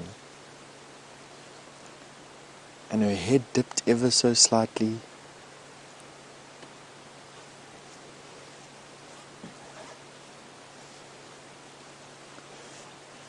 Now, Natasha, you've asked, well, all the way from Ontario, which is phenomenal because it must be near midnight there. You've asked me, how close can you get to elephant on foot? You absolutely can get right up under elephant on foot. However, at that particular point, they're probably wanting to step on your head. A safe distance from elephant on foot will be dependent on wind direction primarily, and then how much cover or elevation you have, i.e. a barrier between you and that elephant. I've been very close to elephant, within a yard or two, but just out of trunk reach of them on rocky outcrops. On the other side of big trees. I've even climbed into a tree and had an elephant walk right underneath me. So it is possible to actually get very, very close to elephant. But these are extreme examples and not to be done flippantly. They definitely are very dangerous. Safe distance from elephant will be primarily just due to wind direction. I think even if you're standing in the open. Let's see, what's the closest I've been with breeze blowing onto elephant? Probably about 200 yards away. is about as close as what you'll come with the breeze blowing from me to an elephant. In vehicles though, these types of safari vehicles have posed no threat to these animals in 60 years plus. And so she learned from her mother, who probably learned from her mother, that as long as we behave ourselves and we don't get in their way and we respect the messages that they tell us. Oh, she looked like she was going to lie down there for a second. That we really no threat to them and that we can be tolerated. Elephants are of the most dangerous animals out here to antagonize. And because they're so big, quite often you miss the subtle messages that an elephant will give you that it's upset with you. I mean, it's easy to see when a lion's upset with you, the teeth come out and the eyes become all glary and they'll snarl and spit and mock charge you. But with elephants, sometimes it's as subtle as the cock of a tail in any particular direction, or a slight swaying, a deathly stillness that they go into. And these are all very subtle hints that elephants are having enough of your company. She hasn't given me the indication that she's upset with us at all. In actual fact, her calf has wandered off probably 70 yards away now. Isn't in the least bit concerned that mom's having a nap over here. Elephants can go into a type of slumber, as you can see there now. I actually think she's not too far away from that, even as we speak. It's not quite full sleep, but it is a level of consciousness that is below being fully awake. So I would imagine it to being a power nap, but standing, if that makes any sense. When they do full sleep, which happens a couple of times or for a couple of hours a day, they will lie flat on the ground and sleep flat on their sides.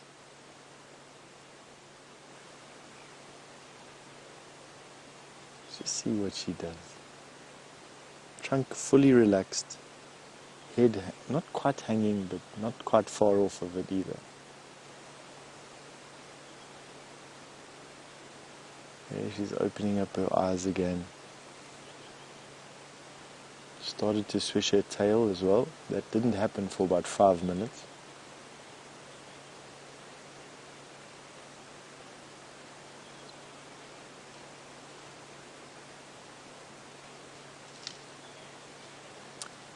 So Eric, all the way from Idaho, good morning. You've asked how, with an elephant's thick skin, how resistant are they to snake bites? Eric, their skin is incredibly thick, and with snake venom needing to be injected into the tissue, I would say that although their skin isn't snake bite resistant, it's almost too thick for 90% of the snakes out here to actually penetrate the skin. I would imagine the tip of their trunk could be susceptible to something like a puff adder, who's got very long fangs. Although I think with their size, if I was a puff adder, I would stay very, very still with an elephant around. I've heard reports that a king cobra carries enough venom in it to kill an elephant. In other words, the potency of the venom versus the body volume of an elephant is enough to kill an elephant in terms of toxicity and volume. Would that be similar of more toxic snakes out here? I suppose so. King cobra hasn't got the most potent venom that's out here. That belongs to the boomslang. Black mamba cobras. Good question there, Eric. So while I think that some snakes are fully capable of envenomating an elephant to the point where it will die from envenomation, those snakes' fangs are way too short and the elephant's skin is way too thick for them to be any real danger. If that answers your question.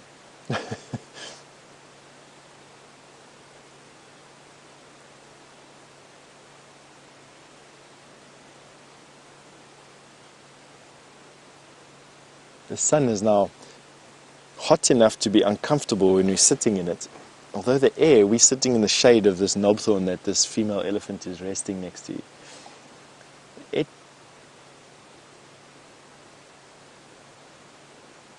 I wonder if any of you heard that low rumble there. It was just her contact calling. I think the rest of her herd has moved off. And I would expect her to become animated soon and move off after them. I can't hear any of them feeding at all anymore around us. So while she's been having a nap, the rest of her family have moved off. And that rumble that she just gave as she was coming out of her slumber was just her trying to make contact again with the rest of her herd. But while we wait for her to come out of her daydream, I think Brent has an update for you on those lions that he's with.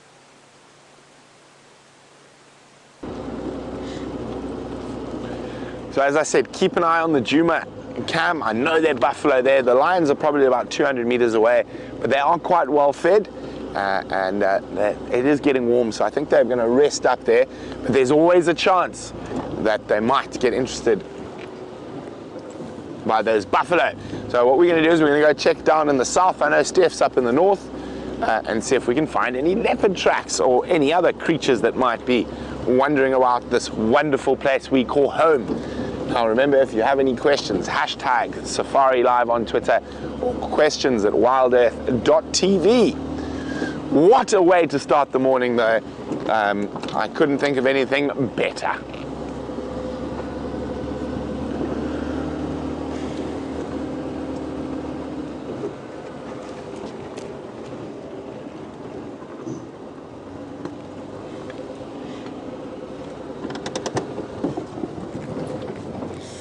Oh, no, that's hyena tracks.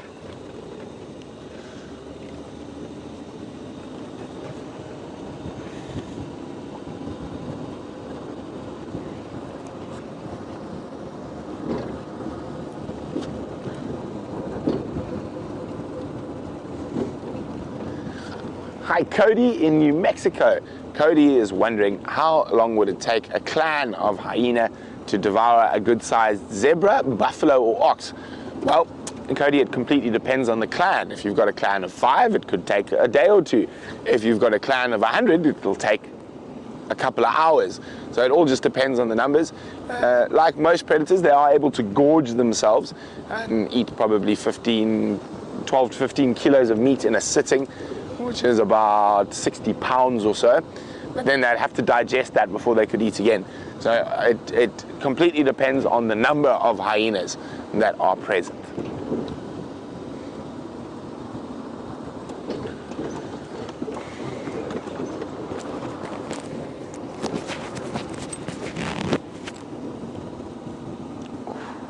Okay, so we're going to go check down towards the southern boundary, see if there's any tracks of Queen Karula coming in. Now, those who are not sure who Queen Karula is, Queen Karula is our dominant female leopard on Djuma, and she is nicknamed the Queen of Djuma, and she's got 2 cubs presently, a young male called Hosana, the little prince, and a young female called Xongile, exquisitely beautiful. And that she is. And I haven't seen them in quite some time, so I'm hoping to catch up with those wonderful characters. If not today, hopefully tomorrow.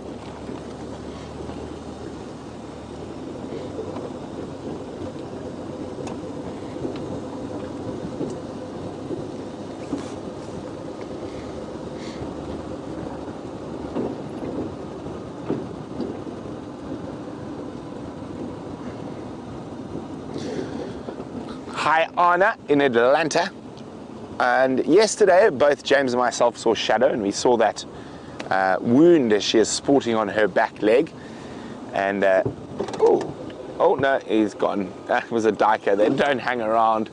Anna, the big cats heal very quickly, and as I said yesterday, she's not moving badly. Ooh, one for the birders. Oh, it's like the diker dashing away. There was a little striped kingfisher there. Let's see, it just landed up the road. I'm going to see if we can get another visual of it. So Anna, it's not. It doesn't look too serious, and it looks like it's not hampering her movement, and it's already mostly healed. Oh, there he goes. Oh, it's going to be far away, but let's try.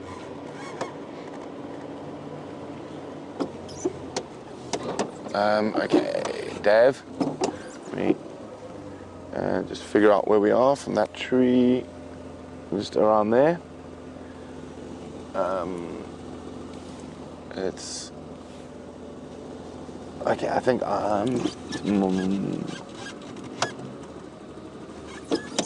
there we go. Well done. There we go. Little striped kingfisher. Unfortunately, a bit far from the road, but nevertheless, for our birders, there we go.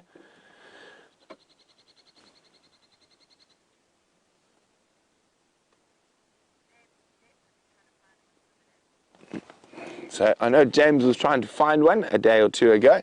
So there we go, a striped kingfisher. Oh, hello. Where'd it go? Oh. Okay, on my leg, I'm going to try and make sure it doesn't move. There's a very cool little insect. Oh no! Did you see that? Did you see how it jumped? Yeah. That's why it's called a frog hopper beetle. Let me see if I can, not beetle, a frog hopper bug. It's not a beetle, it's a bug. Where did it go? No, I was trying to move so carefully so it didn't, but it just jumped to the back of the vehicle. I'm just trying to see if I can spot it again. So they're also called spittle bugs, and they're the ones that cause weeping wattles to weep when they feed on it, or rain trees to rain. Unfortunately, I haven't found the frog hopper beetle. It disappeared. Oh no, everything's disappearing from me today. I need an implement. Where's my implement? Dave, have you moved my stuff again? I know you do. You camera operators. And I don't have fingers that small, but my pliers might work. Oh no, he's climbing out all by himself. I'm just going to have to be patient.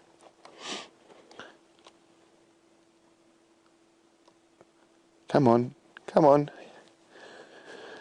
Now these particular bugs don't move too quickly. There he is. Into the light he comes. Now you can see how tiny he is. You see him, Dave? Yeah. It's a little weevil. Very cool looking weevil. I don't know how... Oh, he's tiny, isn't he? Difficult with this camera. I've got a plan. I've got a plan to get you a better view of a weevil. Let's do this.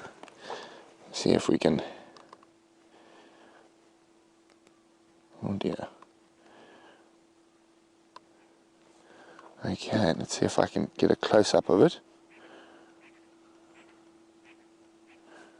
Is that him? No, that's something else.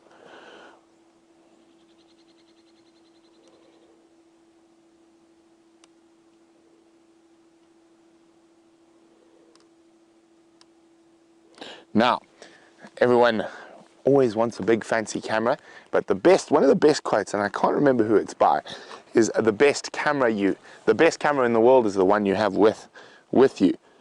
There we go. Maybe that's a bit better. Oh, I can't see his nose, which is what I really want to see. So there we go. That's a little weevil.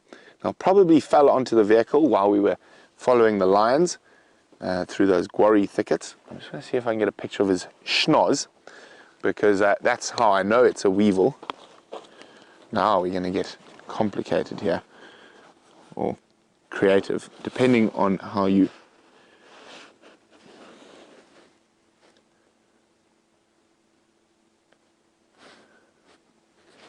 Let's see if we...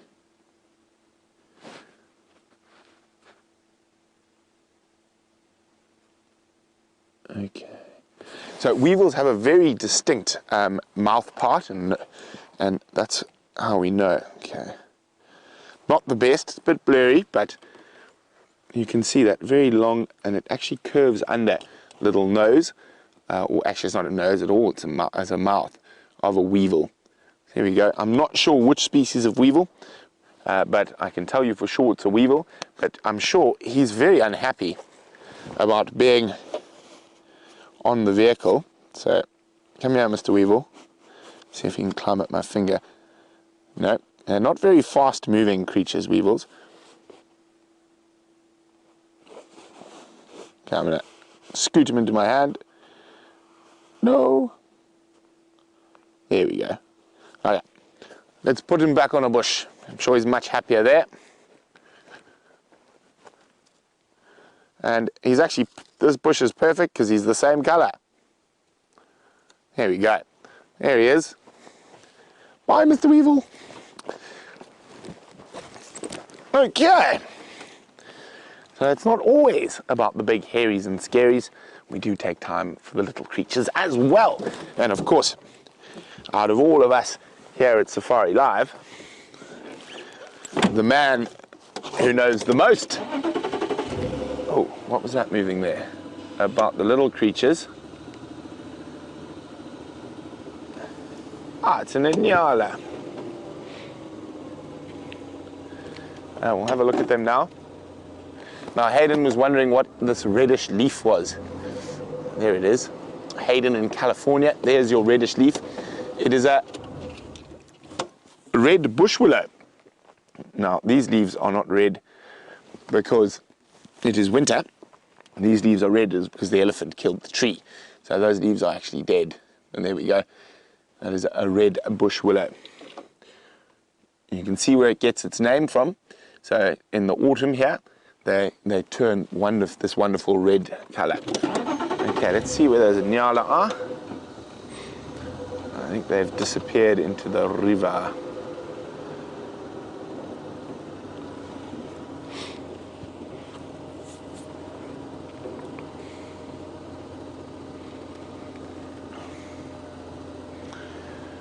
Oh, no, unfortunately they have disappeared into the little river system to the north of us. So while we continue to see what other big and small creatures inhabit the wonderful Djuma private game reserve, let's go to Steph with the biggest of them all.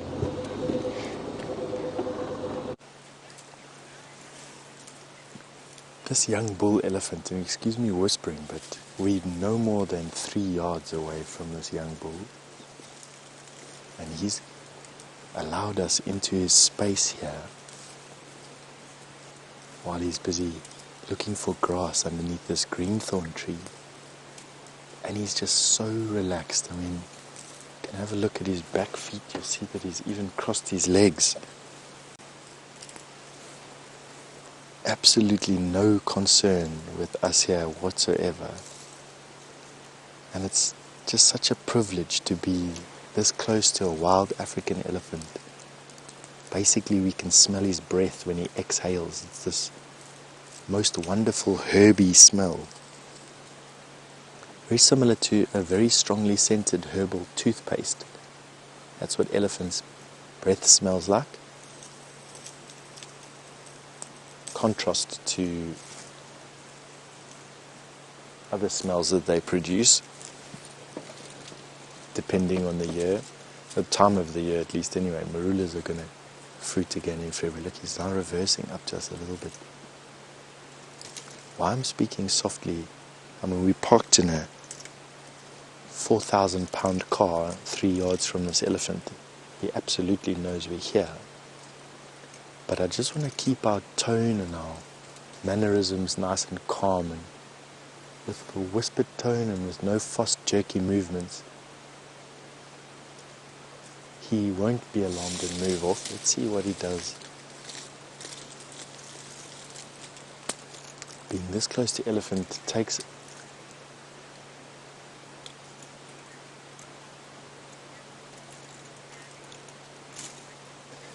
So James Richard, you've asked me generally how long will elephants nap for when they're standing. I think it's relative to that particular time of day and that elephant, to be honest with you, James.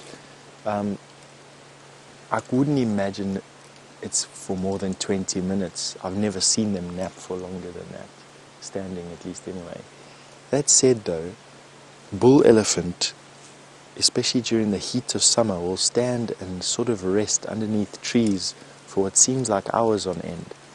But my feeling is, rather than napping, that they're coming into and out of this sort of semi-sleep. at intervals. Otherwise, they just lie down, really.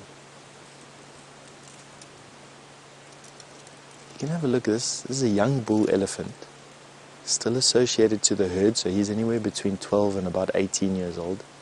I'd say from the size of his tusks, he's going to be a big boy one day. He's got some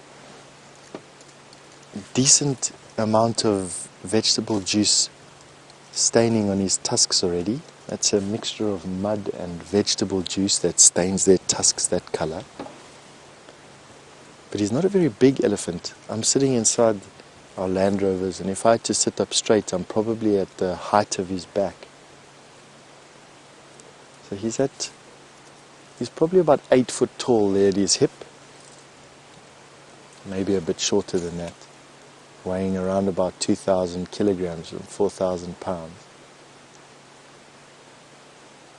So still a youngster by all accounts. I wouldn't say that he's probably closer to 12 than 15.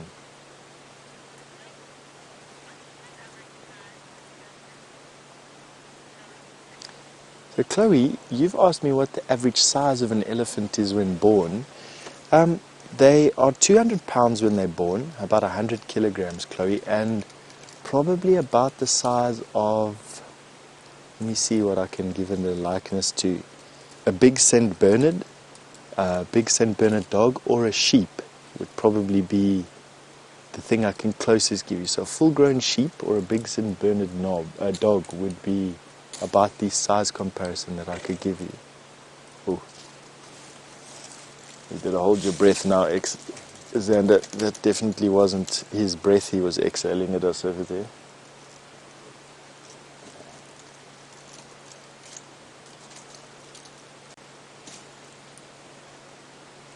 He's going to be an impressive guy one day, I think, when he grows into his tusks. So I'm going to stick by that. I think he's closer to 12 than he is to 15. Still associated to the herd. Got a few more years left with aunties and mommies and uncles. Well, cousins, I should say, not uncles. Cousins and siblings, aunties and mommies. He will then gradually fall further and further behind the herd, keeping to himself. Quite often these young elephants join much older elephant to learn from them for a few years, and he will become a solitary wanderer by the time he's 30 to 35, and in his prime between 35 and 45 years of age. After that, it's a slow decline, even though his tusks grow exponentially, or will carry on growing exponentially, to about 55 years of age, and that's around about as old as elephant get in the Kruger National Park, 55 to 60 years old. And the reason for that is the type of vegetation that occurs in the Kruger National Park wears their last set of molars away in a 10-year span. So between 45 and 55, the elephant will go through their last set of teeth, and after that he will be confined to the riverine areas, to the swampy areas, eventually dying in these areas and then scattered.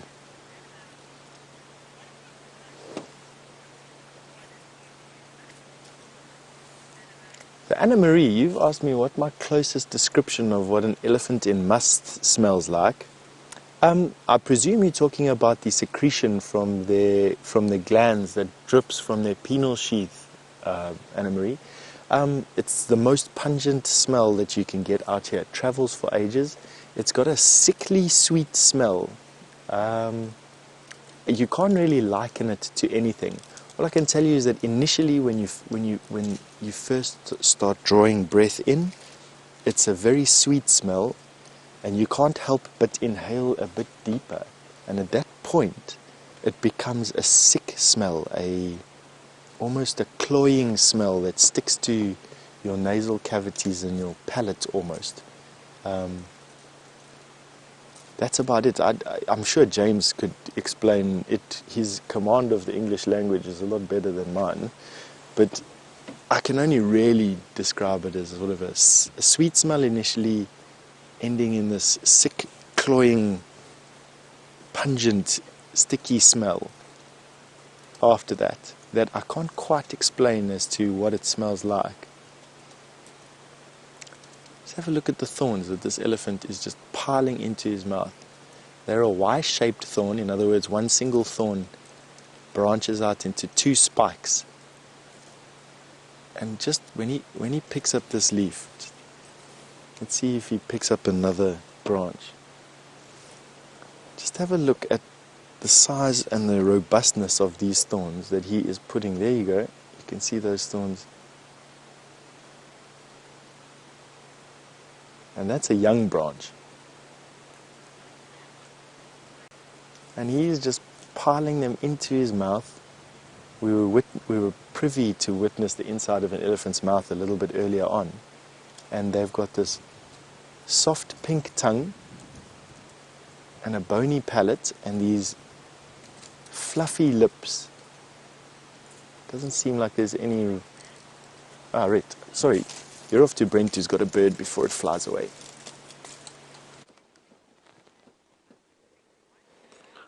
It is a brilliantly beautiful bird called a golden-breasted bunting. And you can see why it's called a golden-breasted bunting. And it's just warming itself in this chilly winter's morning. And isn't that gorgeous? Unfortunately, there's one little stick. I don't want to move the car in case it flies away. What if I do this? How's that, Dave? I don't want to start the car because it'll fly away. There we go.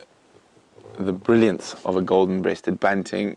It's a little seed eater, so it's going to be struggling at the moment. So grass seeds, and probably will take insects if the opportunity arises, but will mostly feed on seeds. Oh, that is stunning.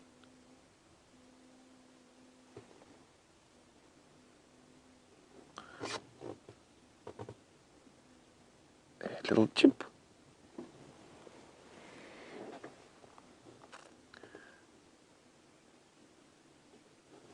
Now I'm just looking around to see if there's others, and quite often they are in bird parties.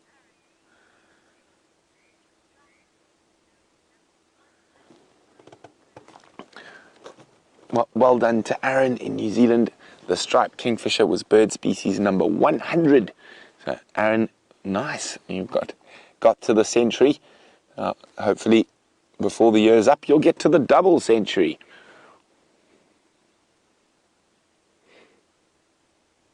Oh, just so pretty.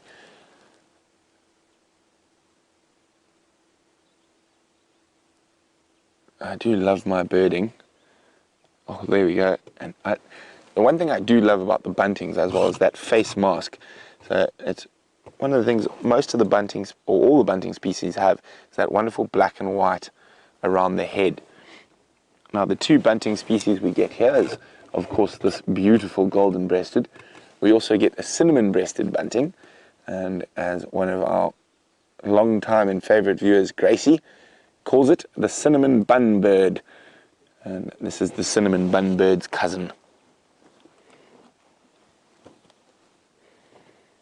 Oh, just, it's being so nice. Normally they take off in a second, but doing some preening for us. I hope you guys are getting some good screenshots. I'm going to snap a picture quickly. Oh, off it goes. Oh, just in time. Absolutely stunning. It has been the most wonderful morning so far. Even the striped kingfisher, even though it was a bit far, he didn't disappear. Often we're like, gone. And I was convinced that that bird was going to fly before you came to us. That happens so often. But luck seems to be with us this morning. So the reason I'm actually heading here, I was heading towards the southern boundary, but I heard a squirrel alarm calling around here.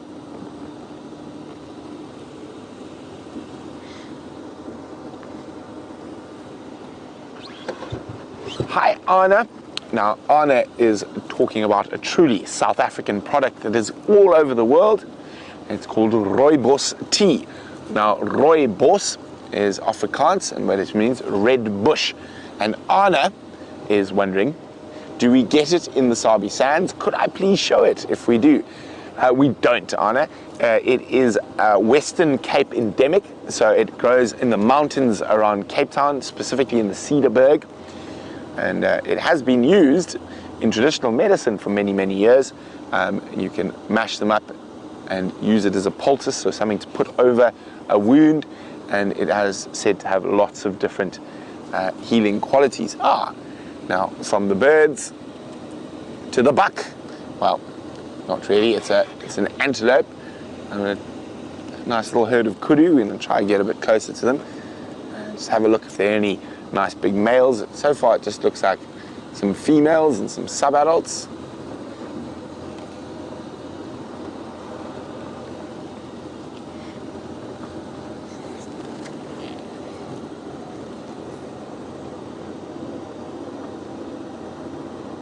Oh, and some pigs.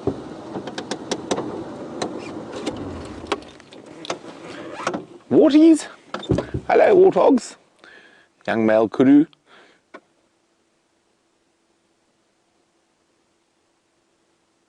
And you can see there's another young kudu lying up on the other side behind, warthogs in between, and some more adult females closer to us.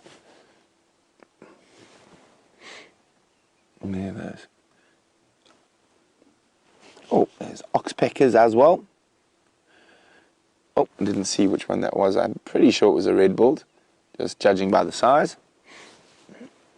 Oh, there's another one there.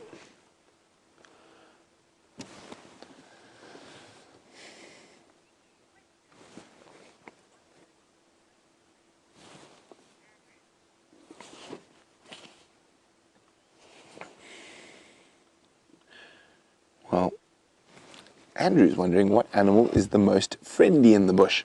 Now, Andrew, I'm not quite sure what you mean, but to human beings, the answer is none. Certain animals do become habituated to you, like dwarf mongoose, for example, but most of them will try to steer clear of us, especially if we're on foot, since we are the dominant diurnal predator. Those wonderful big pink ears acting as radar dishes to try to pick up any potential threat.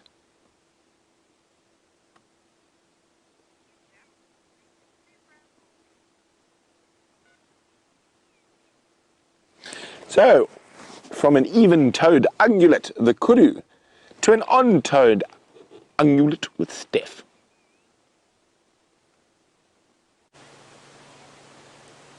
And Brent's actually very right there, from his even-toed ungulate with this cloven hoof to an odd-toed ungulate, the single-hoofed zebra. This is the plains or the Birchall zebra, the only zebra that we find here in this particular area, and the largest of all the zebra. And he is a magnificent zebra. Now, zebra always look round and fat and healthy and sleek. And a very good indication of their general health is their mane.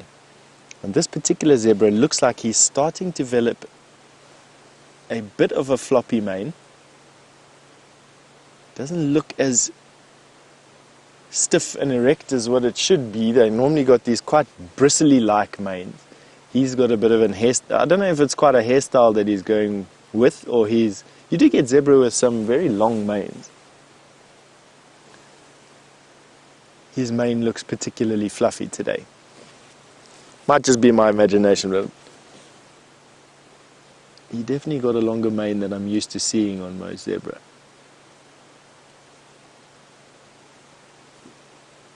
Here on his rump, you'll see between the two solid bars of black, you'll see a shadow stripe that is typical and unique to the Birchall zebra. And then an interesting question.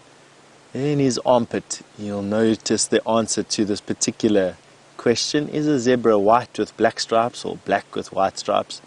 I like to believe that a zebra is white with black stripes, because you can see on the inside of his foreleg in his armpit, and there at his back leg you can actually see the white underbelly with the black stripes starting.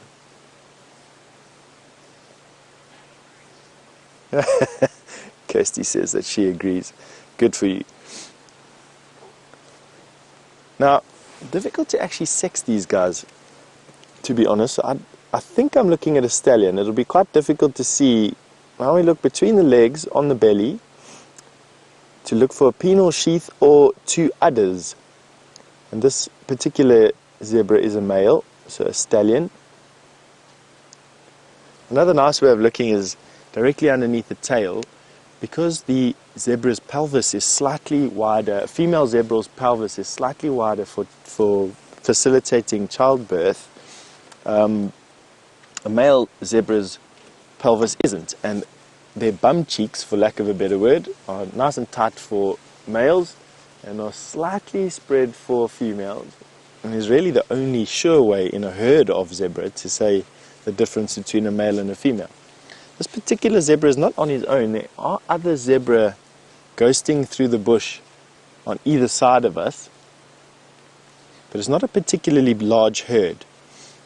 Now, a lot of the programming that we see on TV shows us massive herds of zebra, and that is on the plains of Tanzania and Kenya, where we have large, very large concentrations of animals for two reasons.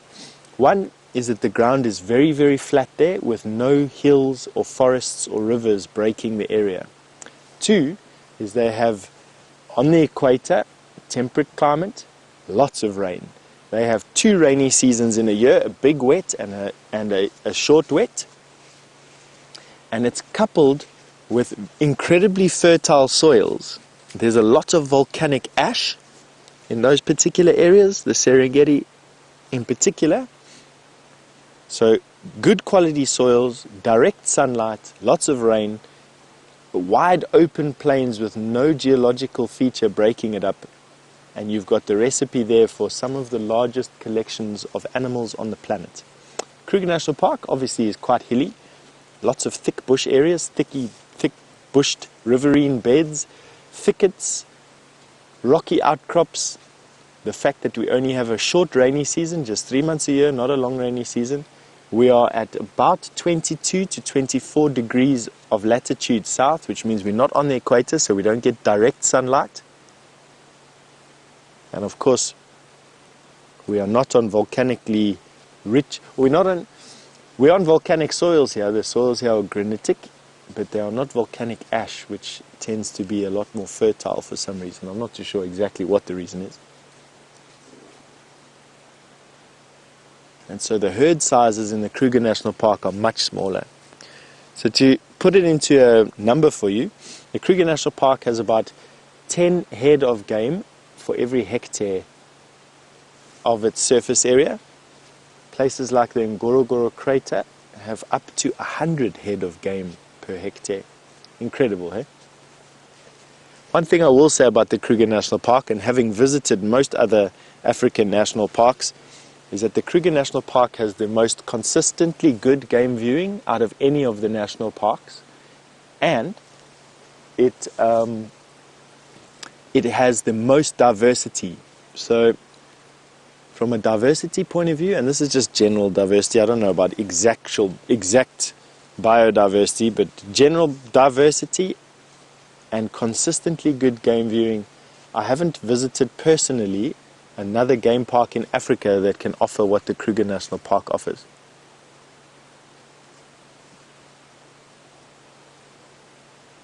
I love that forehead blaze on a zebra. It's just the most interesting pattern for me. Definitely frontal view of a zebra there, exactly that pattern on the forehead for me is the most striking of any of the large African mammals. That exact shot that you've got there.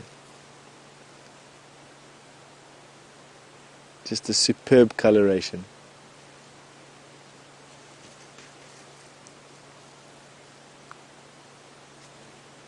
So unique amongst the African mammals. This wild horse. There are a couple of different species of zebra. I know we go through the show every now and again where we haul out the books and we show everyone the different species of zebra. There are Hartman's Mountain zebra and Grevy zebra and the Birchall zebra, and then I think there's one other one there. I'll have to haul out my book to tell you right now. But there are a couple of, they don't occur right here. You have to go further down into the Western Cape, close to Cape Town, to see our other zebra.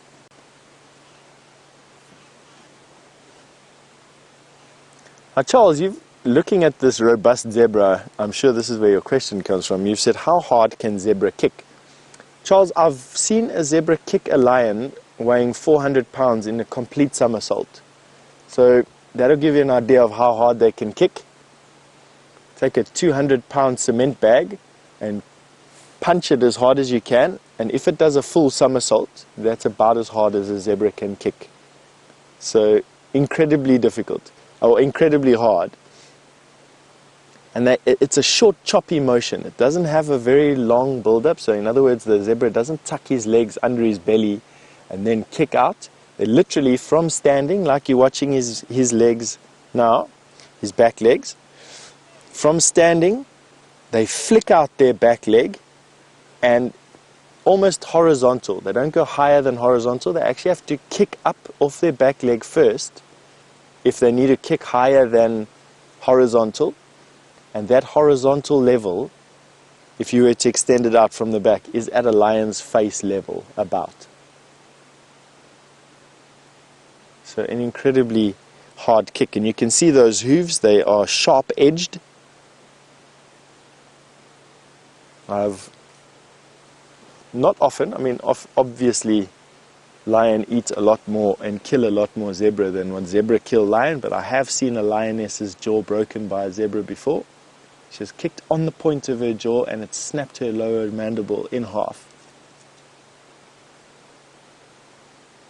It repaired itself, but she had a skew bite for the rest of her life.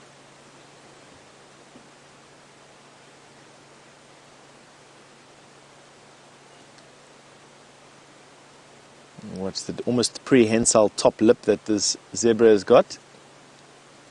Grabbing what little grass it can. Not quite a trunk, but funnily enough to be comical. And anyway, he didn't like us looking at his top lip. I think Brent is absolutely standing by at the moment to give an update on what he's been up to.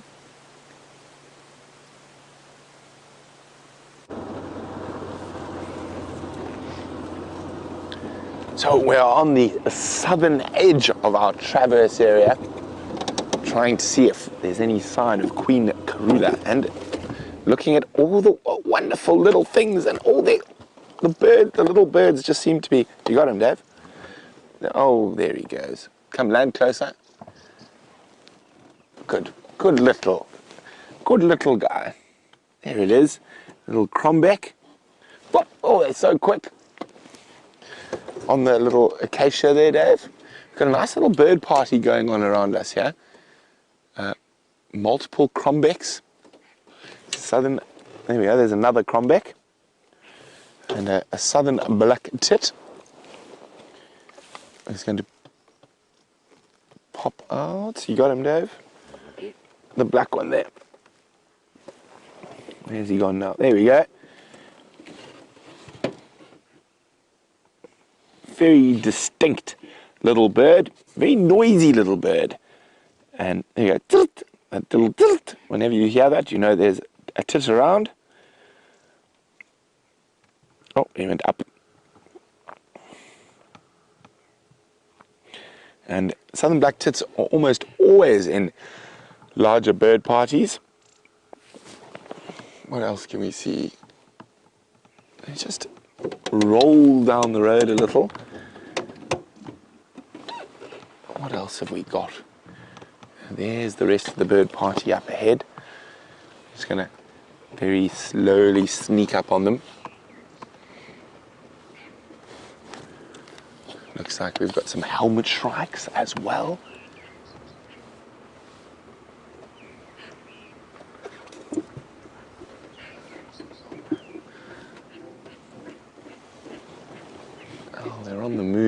unfortunately. Yep. And yep, you see them there, Dave. Fluttering around in there. Right, let's have a look. There.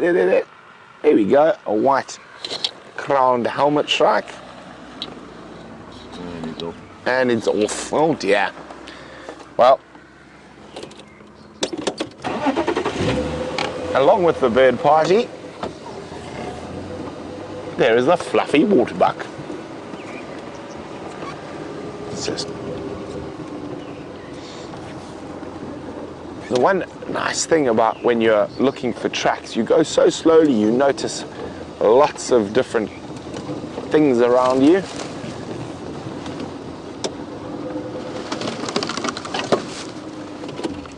Okay, waterbuck.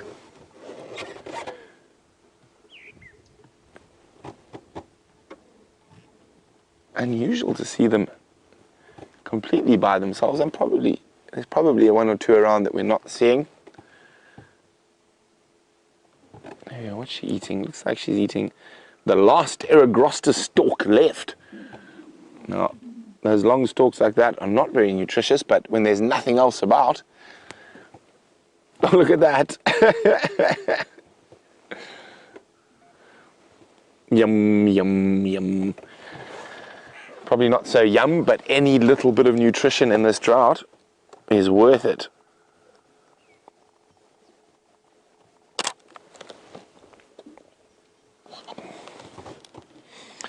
Hi, Kelly. Welcome to Safari Live, Kelly. Kelly is a new viewer, so great to have you on the back of the world's largest safari vehicle, Kelly. Now, Kelly would like to know, how often does it rain? Well, we are in the middle of the worst drought since about 1992. But normally, Kelly, our rainy season is from November to April. We do often get little bits of rain in the winter months as well, but not normally too much. And then from about the end of April to the end of October is very dry. Sometimes we get rain in May, so I suppose you could say middle of May is the end of the rainy season. And, oh, excuse me. And then it's very, very dry for our dry season, which is we're in the middle of or towards the end of the dry season now, but it's been exacerbated by the drought. Our average mean rainfall in this area is normally between 350 and 450 mils a year, and this year I think we've had 120, so very, very little. But drought, like flood, is natural and part of the system out here. Okay, so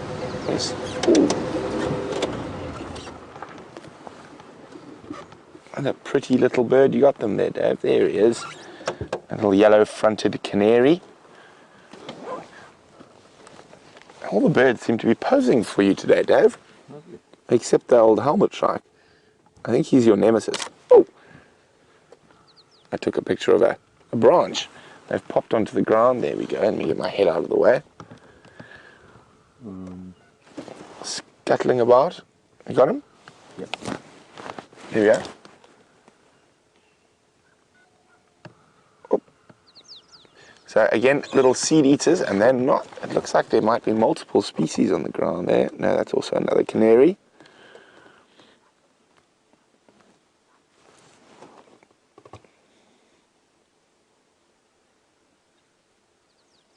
There you go. Hear that? That's a little canary call.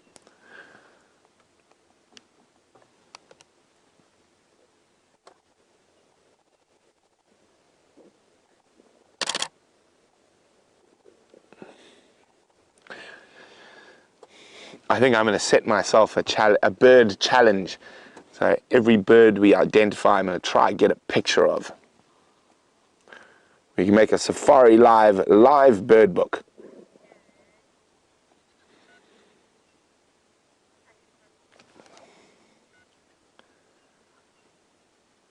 Okay, so pretty little ones. And I was hoping there might be some petilias and waxbills often feed alongside the canaries, also little seed eaters, going with the whole safety in numbers. I'm going to try, they might fly, but I'm just going to try roll a bit closer to them.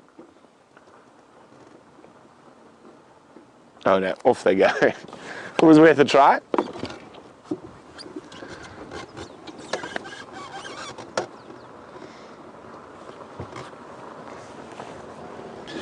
Shamsang says, how difficult is it going to be to see wildlife when everything is lush and green and grassy and leafy, or leafy and grassy?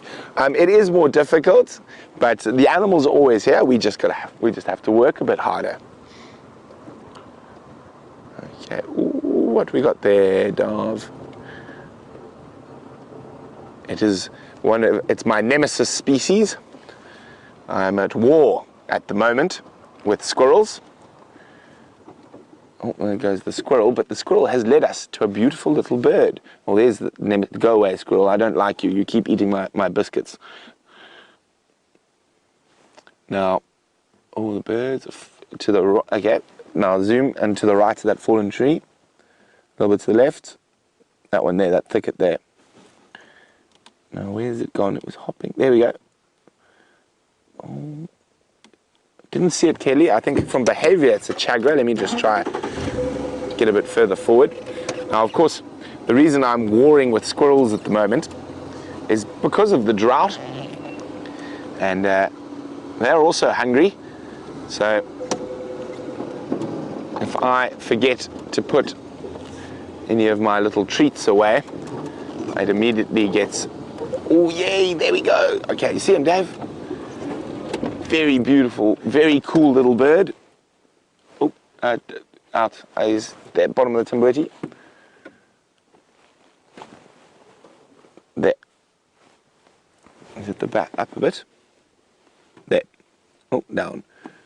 Here we go. Look at that. Now that's a little robin. And it's James's favorite bird. The white-browed scrub robin. Is it? I think it is. Yes, it is. There we go, sitting beautifully now. The white-browed scrub robin. Now, these robins are always difficult to get pictures of because they are what you call skulkers. So they flit around in thickets, skulking about. Very seldom sitting nice out in the open.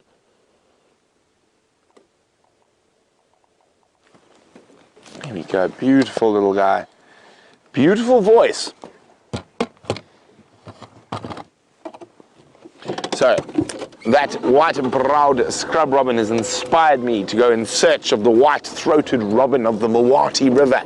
So while I make my way down there, let's go back across to Steph and see what he's up to in the north. I think I can actually help out with Brent's search for a white-throated robin. Let's see. They love these thickets of Tambuti trees, and I think if we are lucky, if we spend a little bit of time right here, we may even get to see one. So these are mature Tambutis. We're now looking over the edge of Buffelshoek Dam. This is now the other side of the water to Buffelshoek Dam. And being up as high as where we are puts us in the canopy with these trees, and it's in exactly these thickets that you find those robins that Brent was looking for. Not a very common bird out here, I must be honest. I think he's being ambitious, but then that is the hallmark of Brent Leo Smith, and thankfully for it. So let's see if we can see any sort of movement in here. So what I'm doing, and what you should be doing, is scanning for any flicker of movement in the canopies. They're a shy bird. They love to fly from the base of a tree into a thicket and then move through that thicket looking for insects, and then they'll quickly make a dash across to the next tree. I don't know about you, Xander, but I think I've seen more life on the moon than in this thicket at the moment. Doesn't mean that there's nothing here. I'm hearing francolins. I got squirrel making an alarm call. So there's something actually hunting in here, and that could actually be the reason why there's so little movement. If there's a little goshawk or a sparrowhawk hunting this drainage line, it would mean that it would create sort of confusion and birds would go into hiding. What I'm looking for in these tambutis, in addition to the birds, is the fact that we're very, very close to the tambutis pushing out their flowers,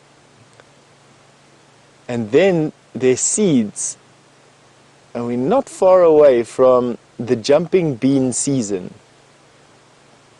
The tambuti seed gets infected, for lack of a better word, by the caterpillar of a type of moth, and this caterpillar, for some bizarre reason, flicks and jumps around, creating the beans or these seeds that jump around on the floor. And at the base of these tambuti trees, the floor literally crawls for 2 or 3 weeks a year while the jumping bean season is in full swing. And it's just a sight to see, I must be honest. They're in full swing about the end of November. The last 2 weeks of November, first week of January, first week of December. Gee whiz, these chronology that's going on in my head at the moment. So last couple of weeks of November into the first little bit of December is when the jumping bean season is. Still nothing, Anna? No, nothing. Alright, and on we go. No use wasting time combing an empty thicket. Okay.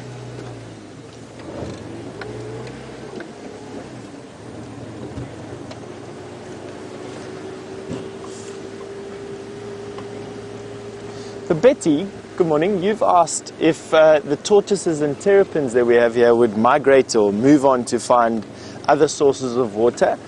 Tortoises, no, they won't do that, but terrapins definitely will do that.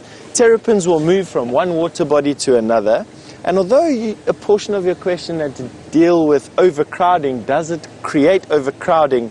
I suppose it would, but overcrowding relative. I haven't seen terrapins living on top of one another or piled on top of one another like you sometimes see catfish. I haven't seen that here, so I would say that it's probably high population numbers, but in terms of actual volume of terrapins in any given pond, it's not like we're going to be seeing tens of thousands of them in the last pools of water. And then they, of course, can also go into a sort of slumber similar to tortoises. So when there's really nothing going on, they will bury themselves in the mud, keeping a little breathing hole, and literally settle in and wait until the rain starts again. That they can also hide underneath stumps, they can hide in holes. I know of where a tortoise is busy hiding out in a hole on the power lines, and I can't wait to get out there again to actually go and see if this increase in temperature, increase in the length of our days here has had an effect on this particular tortoise. It's the first tortoise in all my years of guiding that I've actually found a hiding place of. And so far, for the last 3 months, that tortoise hasn't moved a single scale on its body or a foot. It's just had its head stuck in this hole. I'm actually hoping it's not dead, but I'm sure it isn't. Alright, so now we're back onto Buffelshoek Hook cut line. Now the interesting thing is I expected that those lions that you were with today came from Buffelshoek Hook, and their tracks do come out on the road, very close to where we are now, not close to where we saw those vultures from a bit earlier. And on top of all of that, a male lion came walking straight through the middle of Djuma, and I found his tracks at Buffelshoek Dam when we were with those elephants on Yala Road. So a male lion walked straight through the middle of Djuma last night, walked down this road where we're walking right now, exactly the path that we're looking at now, met up with the rest of the pride at a point, and then ended up roaring their heads off for most of the night, keeping me awake from around about 11 o'clock. Until this morning. I think the last time I heard them roar was around about 4 o'clock this morning, to when you saw them at the dam. And I'm sure that they're just going to rest and relax for the rest of the day. Let's have a look at this knobthorn tree Xander, if you don't mind, I'll see if I can go backwards a little bit. I'm sure Brent and James and Jamie have shared a lot of these flowering knobthorns with you. Such a celebration. It means that spring, for the trees at least, is finally here. And over there is a knobthorn growing on the side of a termite mound that is fuzzy. That's how I like to describe a flowering knobthorn. It's fuzzy, and you'll notice that it gets this reddish tinge to it. In the background there, eggs a bit higher, that tree there, yeah. All those little, you can see those little filaments on the end of every branch, those finger length red filaments, that creates that fuzzy look to a tree, and all of those are flowers. So what happens is the flowers come out, they look like sticks, dried sticks, and then all of a sudden in the space of a 24-hour period, the whole tree erupts in flowers. And you can see the top right-hand corner, there are some of the flowers that have erupted. There we go, in the middle now. Some are flowering, some have burst into flower, and that's about the best way that I can describe it, is those little filaments burst into that yellow flower, and the tree literally just gets covered in them. It takes me back every single year, without fail. It takes me back to my very, very first guiding experience. In actual fact, my very first experience in the Kruger National Park. I was on my selection camp in the Kruger National Park in August of 1998. And it was the first tree that I learned on this particular selection course. I knew nothing. I didn't know a single tree or a single bird. I knew perhaps what a dove looked like. And a marula tree, maybe. And I remember our guide trainer or a selector at that particular stage saying, this is a knobthorn tree. It looks like an ice cream this time of the year. And it was exactly what it looked like. These knobthorns grow in these particular ice creamish shapes. And these trees were just covered in flowers that year. Since then, I haven't seen an eruption of flowers quite so abundant, but then it could just be my clouded brain just sort of romanticizing the whole thing. But anyway, that is a knobthorn, and it's flowering, and I'm very happy at this time of the year for that. Anyway, so off to Brent you go. He's got an update for you, and we'll catch up before the end of the show again, I'm sure.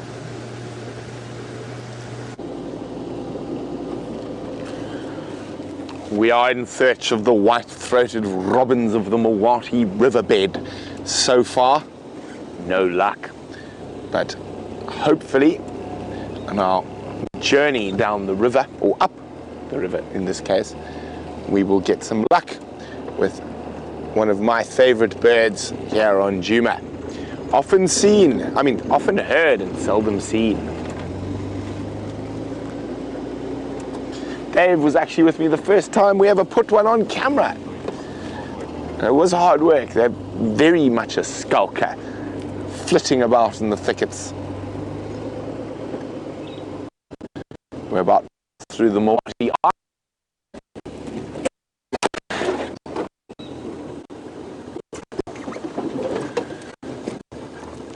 Hi, Lynn.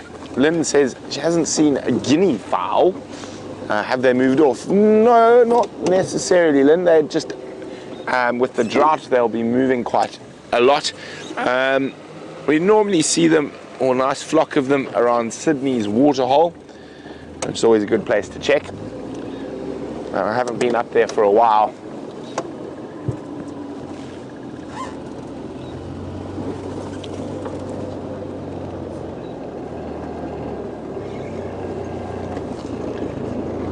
Now, what have we here?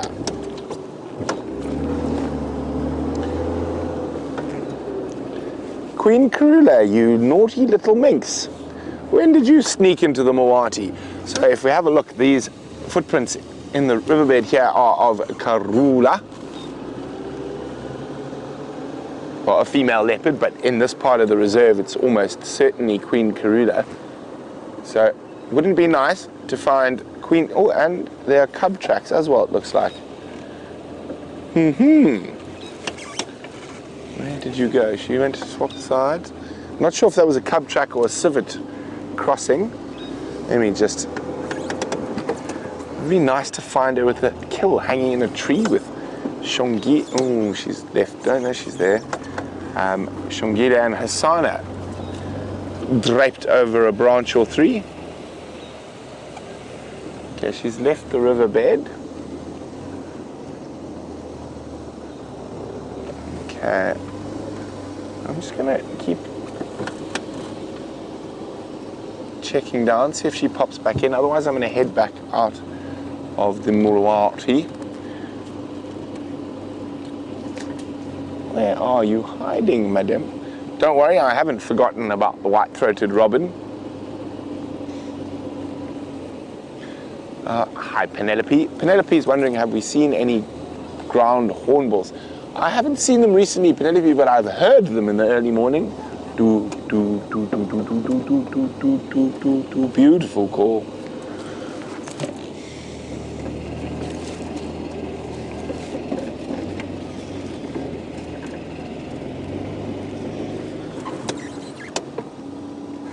Okay, so while we try figure out where the Queen of Djuma has gone. Oh, leopard cub! I knew I saw cub tracks. There we go. It looks like Hosana.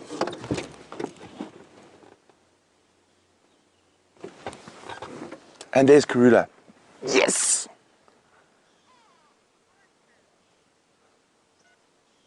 Now, I can't see whether she's got a kill yet, but yay! Stations located Karula and Mampimpan in the Mawati, between Bataleur Road and Mamba Road, about halfway between the two.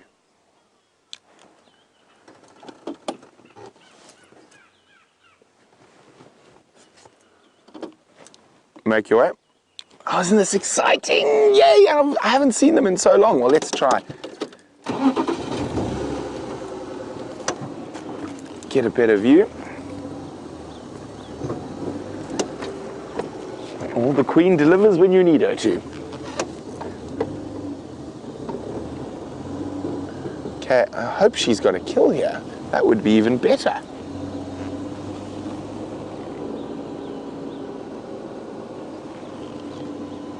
Now, I'm just checking up in the trees. So I've only seen one cub so far.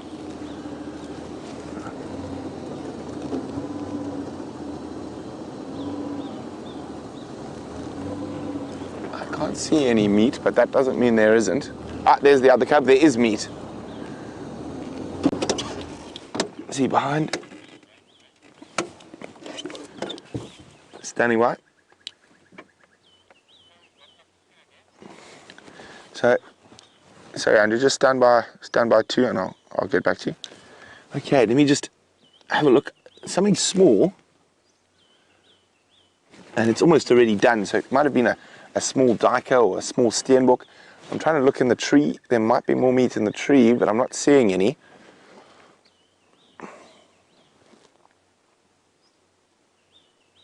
Very small, whatever it was. Excuse me. Sorry, I just need to let Andrew know. So Andrew, in the Mawati, just to the south of Bataleur Junction, there is nyama here, but it looks small and nearly finished. It's both Mampimpans and Karula.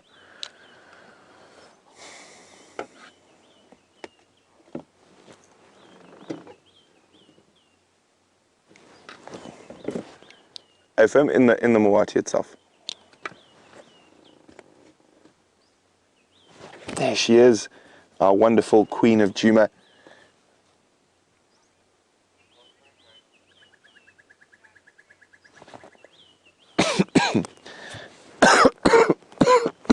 Sorry, I'll try not die. James Richard says, this drive definitely deserves the banned word epic.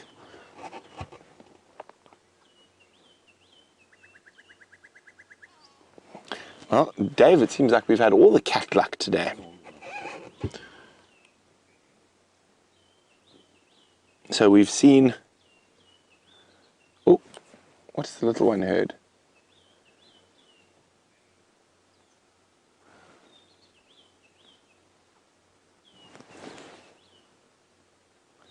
I'm hoping there's more meat up in a tree somewhere that I can't see. But I mean, just looking at that is whatever it was very small. I can't exactly see what it is just yet.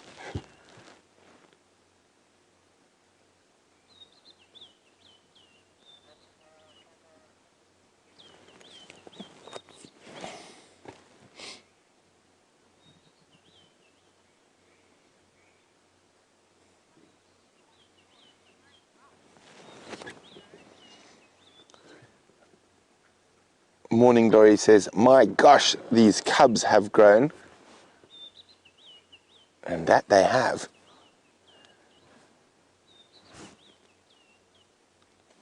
Oh, it's that go away birds that keep distracting her.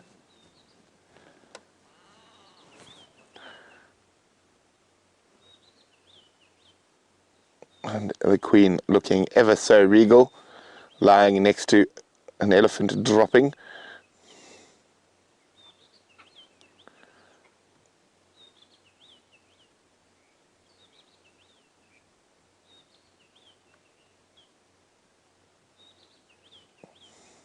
Oh, it's a tired kitty.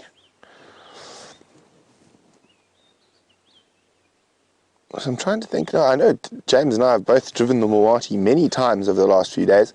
Pretty sure this happened last night. And I said whatever it is must have been quite small.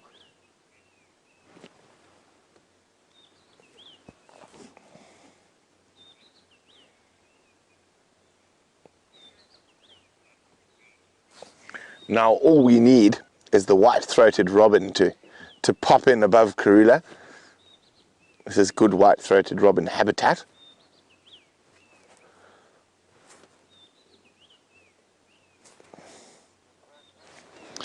Sorry guys, just on the radio for a second. Standing by.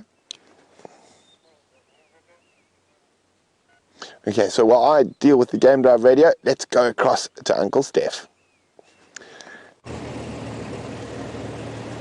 How lucky is that? Brent just has that exact luck there. Congratulations, Brent. I just have to be the first one to congratulate you, I'm sure, and I'm sure you are enjoying it all as well. We've passed the most unbelievable concentrations of general game. Easily 50 or 60 zebra, and probably about double that for the amount of impala, and even 2 manky-looking buffalo. To be quite honest, they look like they were on their last legs, and unfortunately, they're heading in exactly, or I suppose fortunately, depending on how you want to look at it, but they're heading exactly in the direction of where those lions have holed up today. I'm wondering if we wouldn't be lucky. Keep your eyes open on the Djuma pan today. If those buffalo are heading towards the water and those lions catch sight of these buffalo, you might be in for a little midday chase, depending on how energetic those lions are feeling. Not uncommon this time of year for lion to hunt during the middle of the day, and being opportunistic, any opportunity that they get, they will usually try and capitalize on. And those buffalo were quite skinny, shame. And we were just sitting here, myself and Xander, busy talking about the fact that they have about another 60 days, at least in my opinion, before the grass really starts to erupt out here in any sort of meaningful mouthfuls. And you just have to wonder sort of what is the resilience of these animals. They have to be resilient, otherwise we wouldn't have any animals here. Africa is a very drought-prone place. But you just sort of have to wonder on what can they survive and for how long will they be able to do that. It's going to be one of those questions that are perennially asked until the drought breaks here. And can you imagine what will happen if the drought carries on for another year? Predictions are that it's going to be quite wet this coming year, but may very well stay dry for another year or two. Can you imagine? There's evidence of very... Oh, hold on.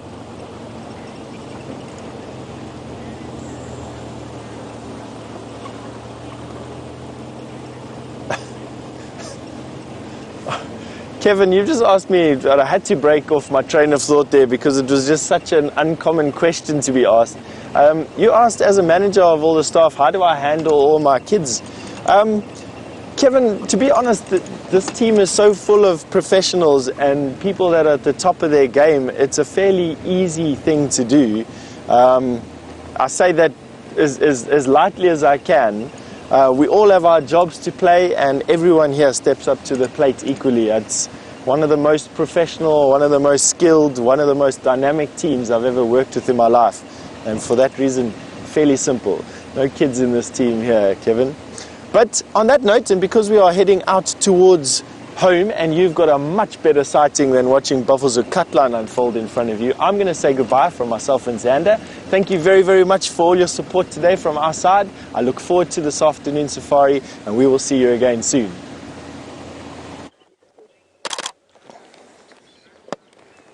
Okay, now little Hosana has spotted something. I'm not sure what it is. Let me just have a look behind Dave. What's behind you, Dave? That's caught his attention. No, I think it might have been a bird.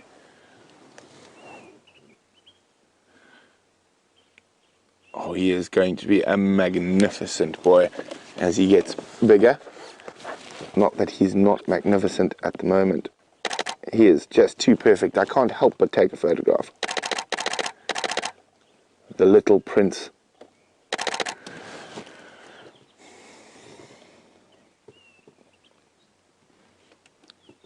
Oh. Now he's only about 7 foot away from us.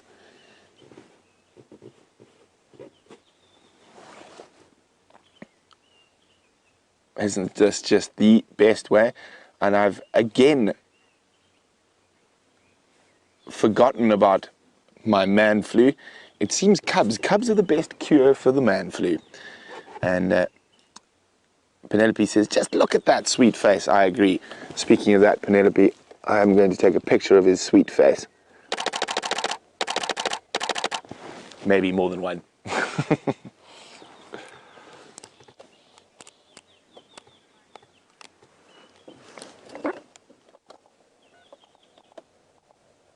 Now, Judy is wondering about the thorn that was in Karula's eye, and as I predicted, it is gone. You can see it's actually on the other side of her, but it is not there at the moment.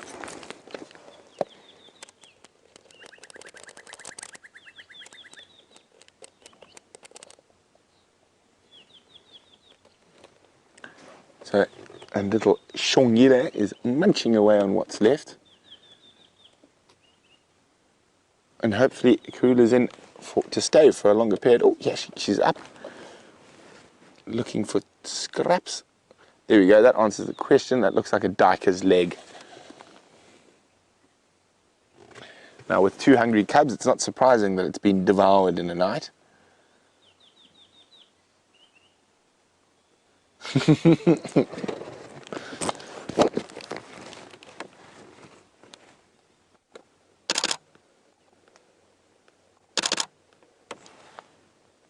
Just too beautiful.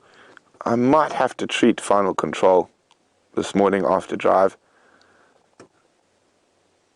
What do you guys think? Should I bring Final Control? Should I let them out of their cage? Well, let's have a vote. If you think we should let Final Control out of their cage and bring them after drive to have a look at the leopards, let me know. #SafariLive. Or send us an email, questions at WildEarth.tv. Final Control is complaining bitterly in my ear at the moment.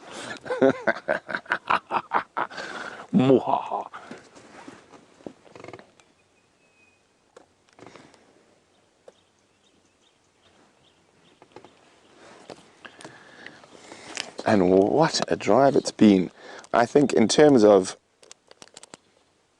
sightings today has been spectacular. From the minute weevil to lion cubs running about, to lion cubs being picked up and dragged.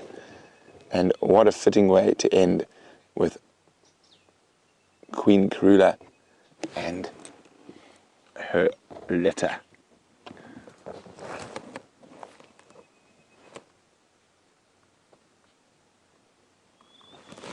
Absolutely stunning.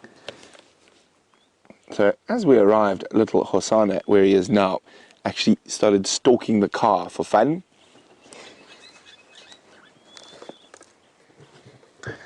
Now, Final Control says, all the viewers say, yes, let them see the cubs. I don't know. Do you believe, Dave? Nah, I think Final Control's fixing the facts.